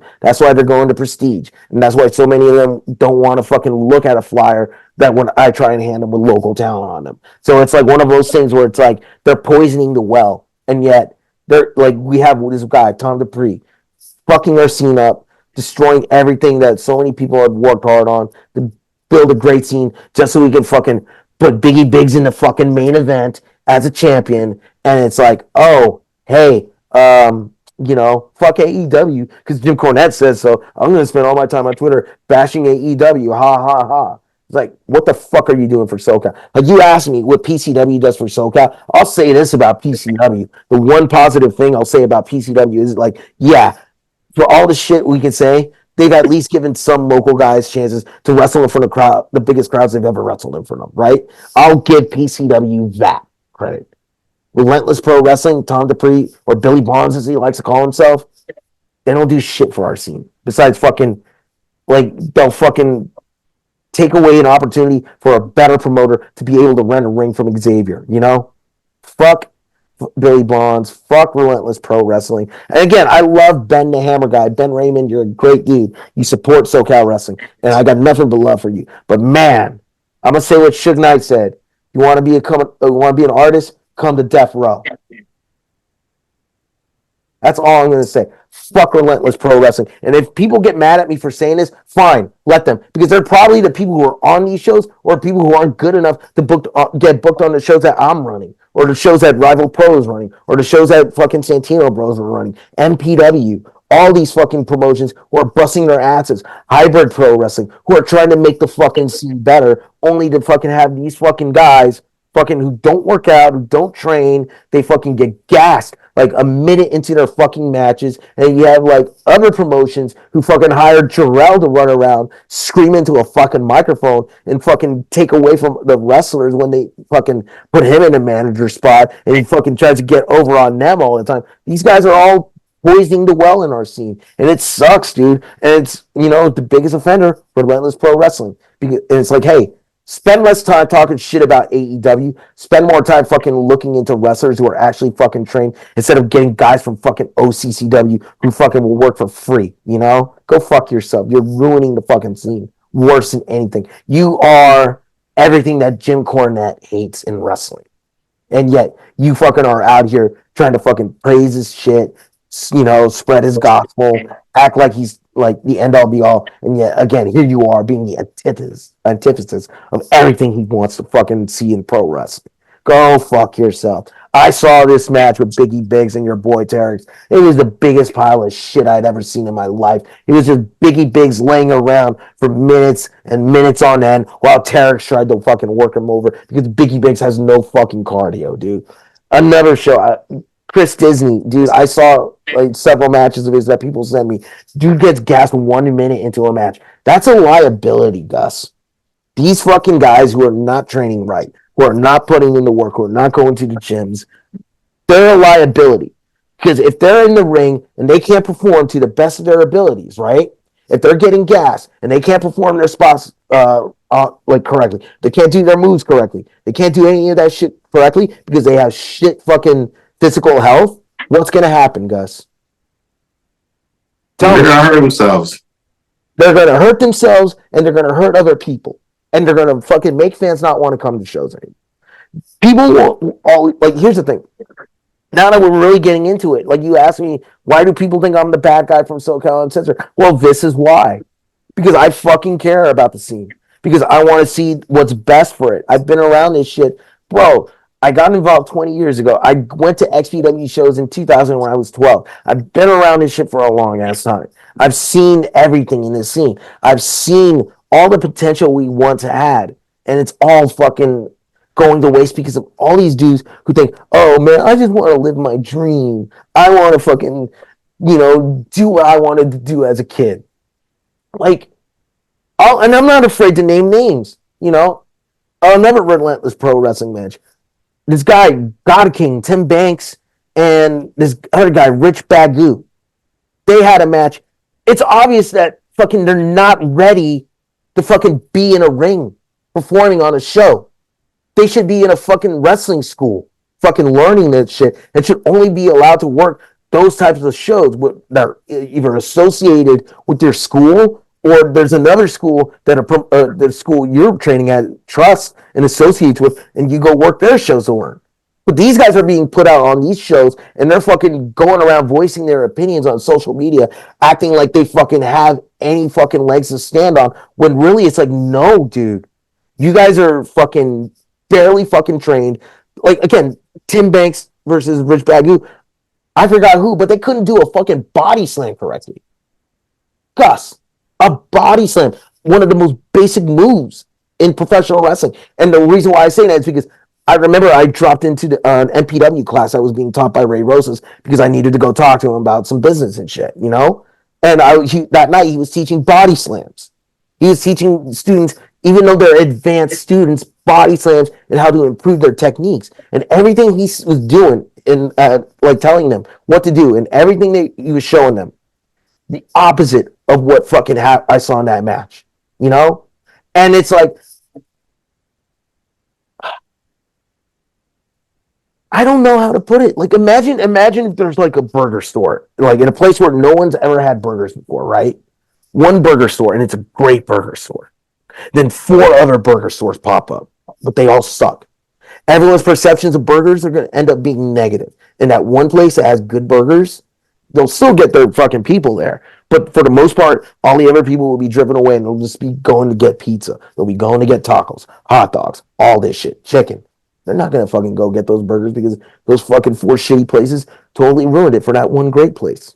And that's what we got in SoCal. And it sucks.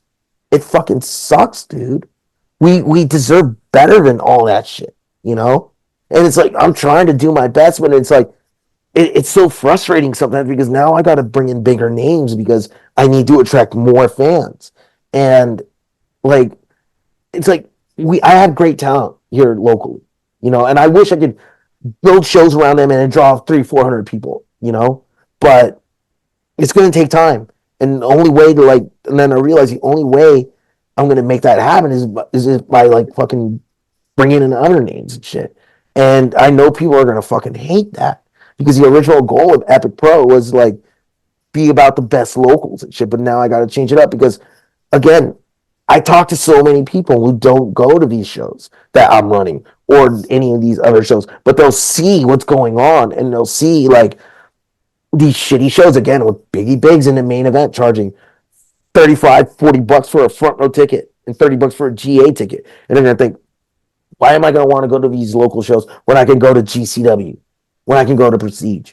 West Coast Pros coming this Sunday, and they got a loaded lineup. New Japan's going to have they'll have their shows here. There's bigger shows happening, and the fans are like having to choose with their money, and they are making their choices, and they're not like giving chances to a lot of us smaller promoters. So it's like we have to work twice as hard because of all these other fucking shitty guys and just making shit worse for us, you know? Like just name somebody, Gus. Just name somebody on one of those shows, and you fucking tell that to a fan, and you show them their work, and they'll be like, ugh, ugh.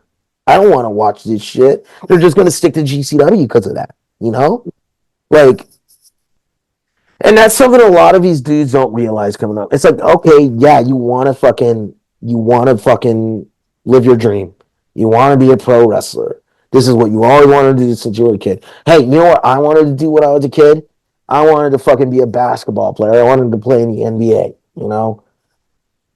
I'm only 5'7".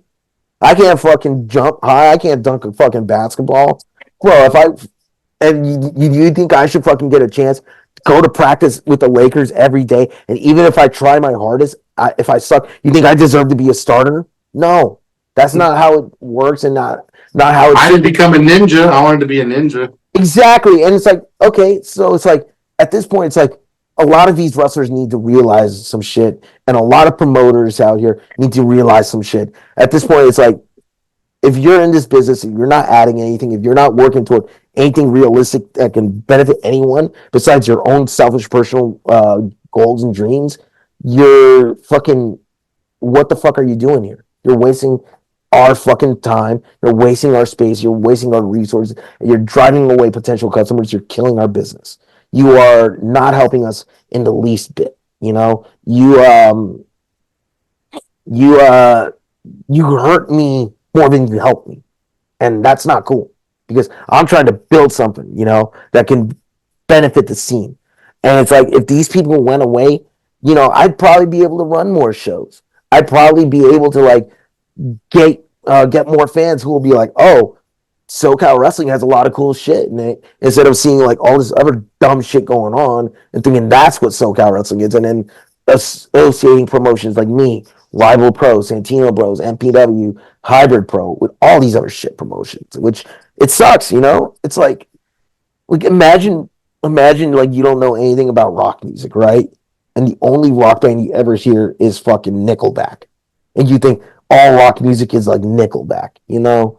It's like you don't get to discover metal, you don't get to discover punk, you don't get to discover all these great artists and shit because fucking Nickelback Nickelback. is poison the minds of fucking people.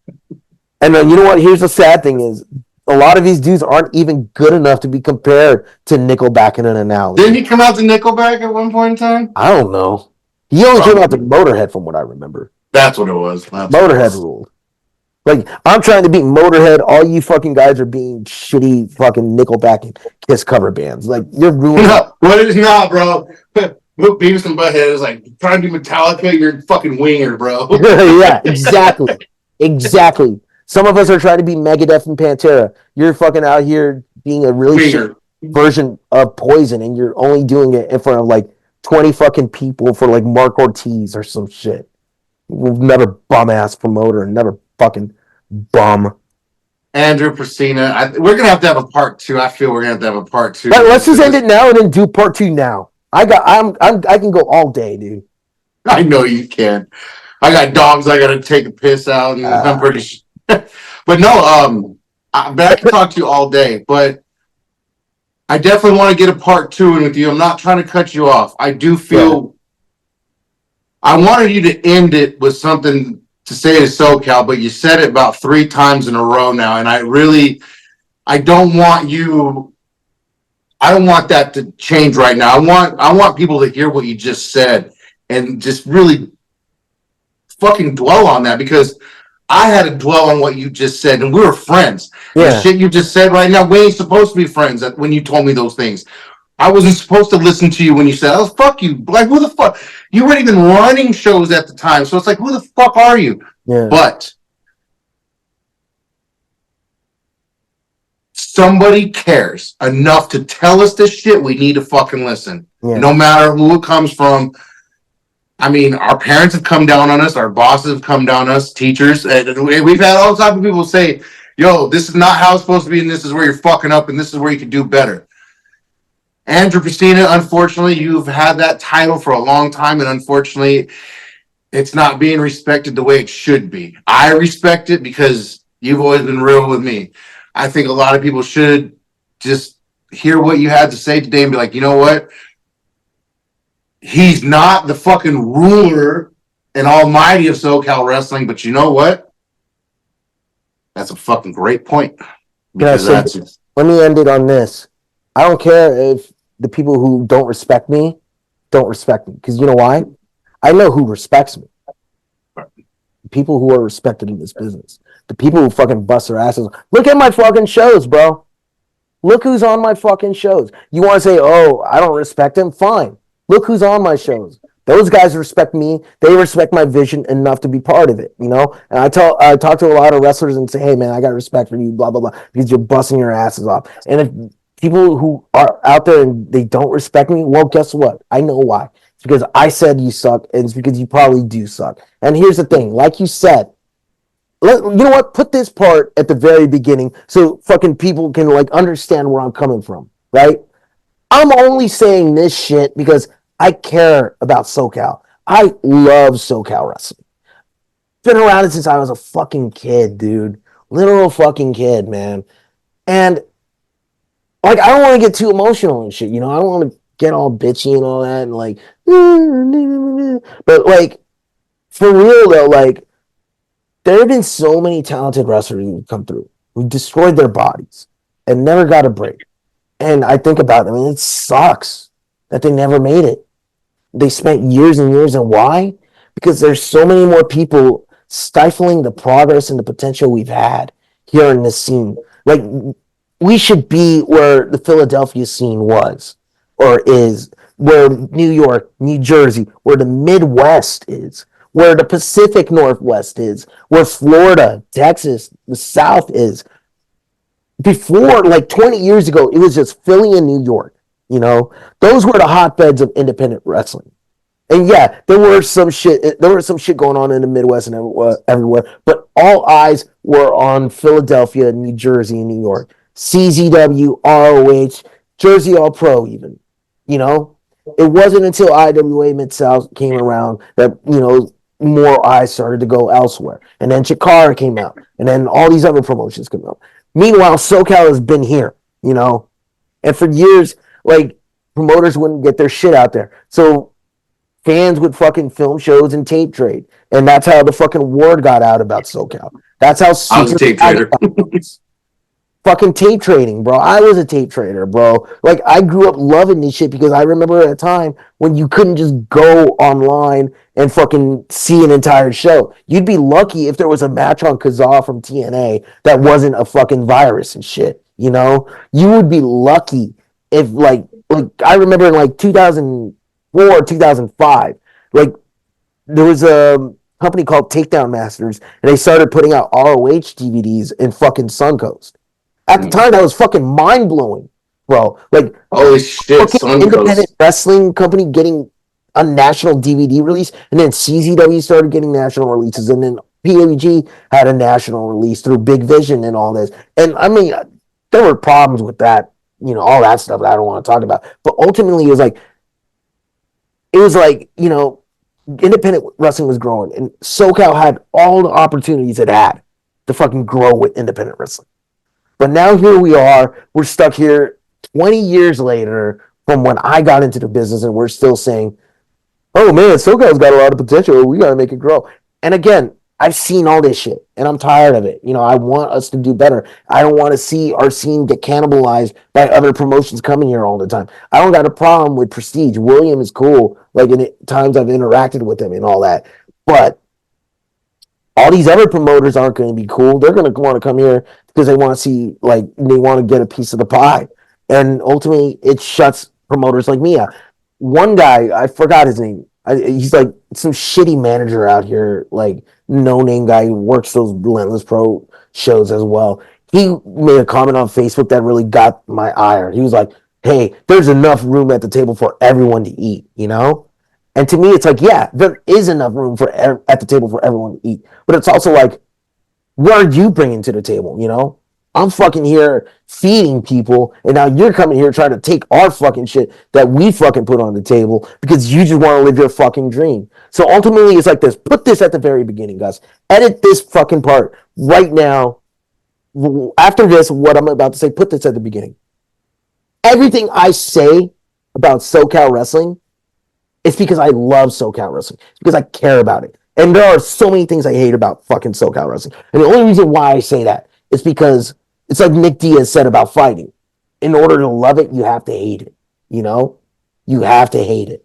Because you can't have that real emotion unless you have those feelings of negative feelings about something. And I love SoCal wrestling. I'm just tired of seeing all these fucking really fucking low level people who fucking have they put no effort into this shit, trying to take what I'm fucking working for, and what other people are working for. So if that sounds like you, if you feel like I'm talking about you, then hey, maybe you need to fucking take a long look in the mirror and be all like, and maybe look at your body of work and just be all like, is it him or is it me? Is it all that, Because there's a reason why a lot of you motherfuckers are just working the same fucking shows with your friends in front of like 30 and 40 people, getting paid jack shit and having really terrible matches. So, like, again, I say this shit because I love SoCal and I want to see it better. I want to see my promotion thrive. I want to see Rival Pro thrive. I want to see, excuse me, Santino Bros, they're fucking thriving, but I want to see them thrive even more, I want to see MPW grow. I want to see my boy Frank in Hybrid Pro Wrestling fucking grow his shit, I want to see these promotions who are working their asses off to put on good products with fucking wrestlers like Jordan Cruz, fucking Che Cabrera, your boy Tito, Eli, Adrian Quest, fucking Ray Rosas, Tyler Bateman, all these amazing fucking guys we have. Shout out Tyler Bateman. We have a scene where we can build up a huge core of fucking talent. We have a huge core of talent, not just here in SoCal, but we have a few guys from Vegas, Damian Drake, Matt Vandegrift, fucking Calder McCall, fucking we can go up to NorCal, Starboy Charlie, Titus Alexander and shit. We have all these fucking great wrestlers in this area that these promotions can build around, but we're not going to get anywhere if fucking promotions are booking guys like Biggie Biggs or Tommy Wilson in their main events.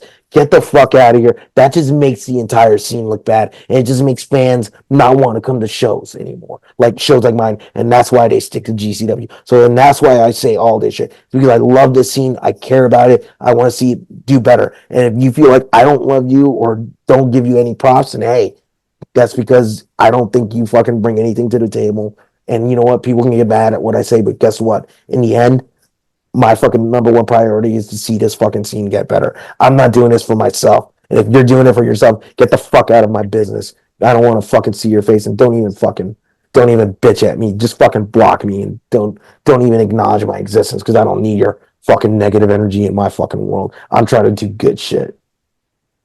Everybody, Andrew Pesina, Epic Pro, hell of a guy, hell of an interview. I love you, brother. Fuck the Padres. Y'all ain't gonna do shit. Y'all ain't Fuck gonna do you. shit. Fuck you. You're mad because we got Otani. Fucking my boy's innocent. My Hey, I boy's bet you innocent. don't win tonight, Clear. motherfucker. What? I bet you guys don't win tonight. Hey, that's fine because it's April. It's just April. What's Hey, gonna matter in October? But hey, we're gonna have to talk in October. hey, do you know what this baseball's from? This was Tell the me. night we got rid of your asses in the playoffs 2 years ago. I knew. Okay. Hey, it felt Fair, good to be there. It felt good to be fair there. point. You guys eliminated us in the playoffs, but what happened to you guys later on? Oh, we tanked it. We ate shit. We got Wait. Juan Soto and How, fucked how many everything up. how many trophies you got in your case right now, bro?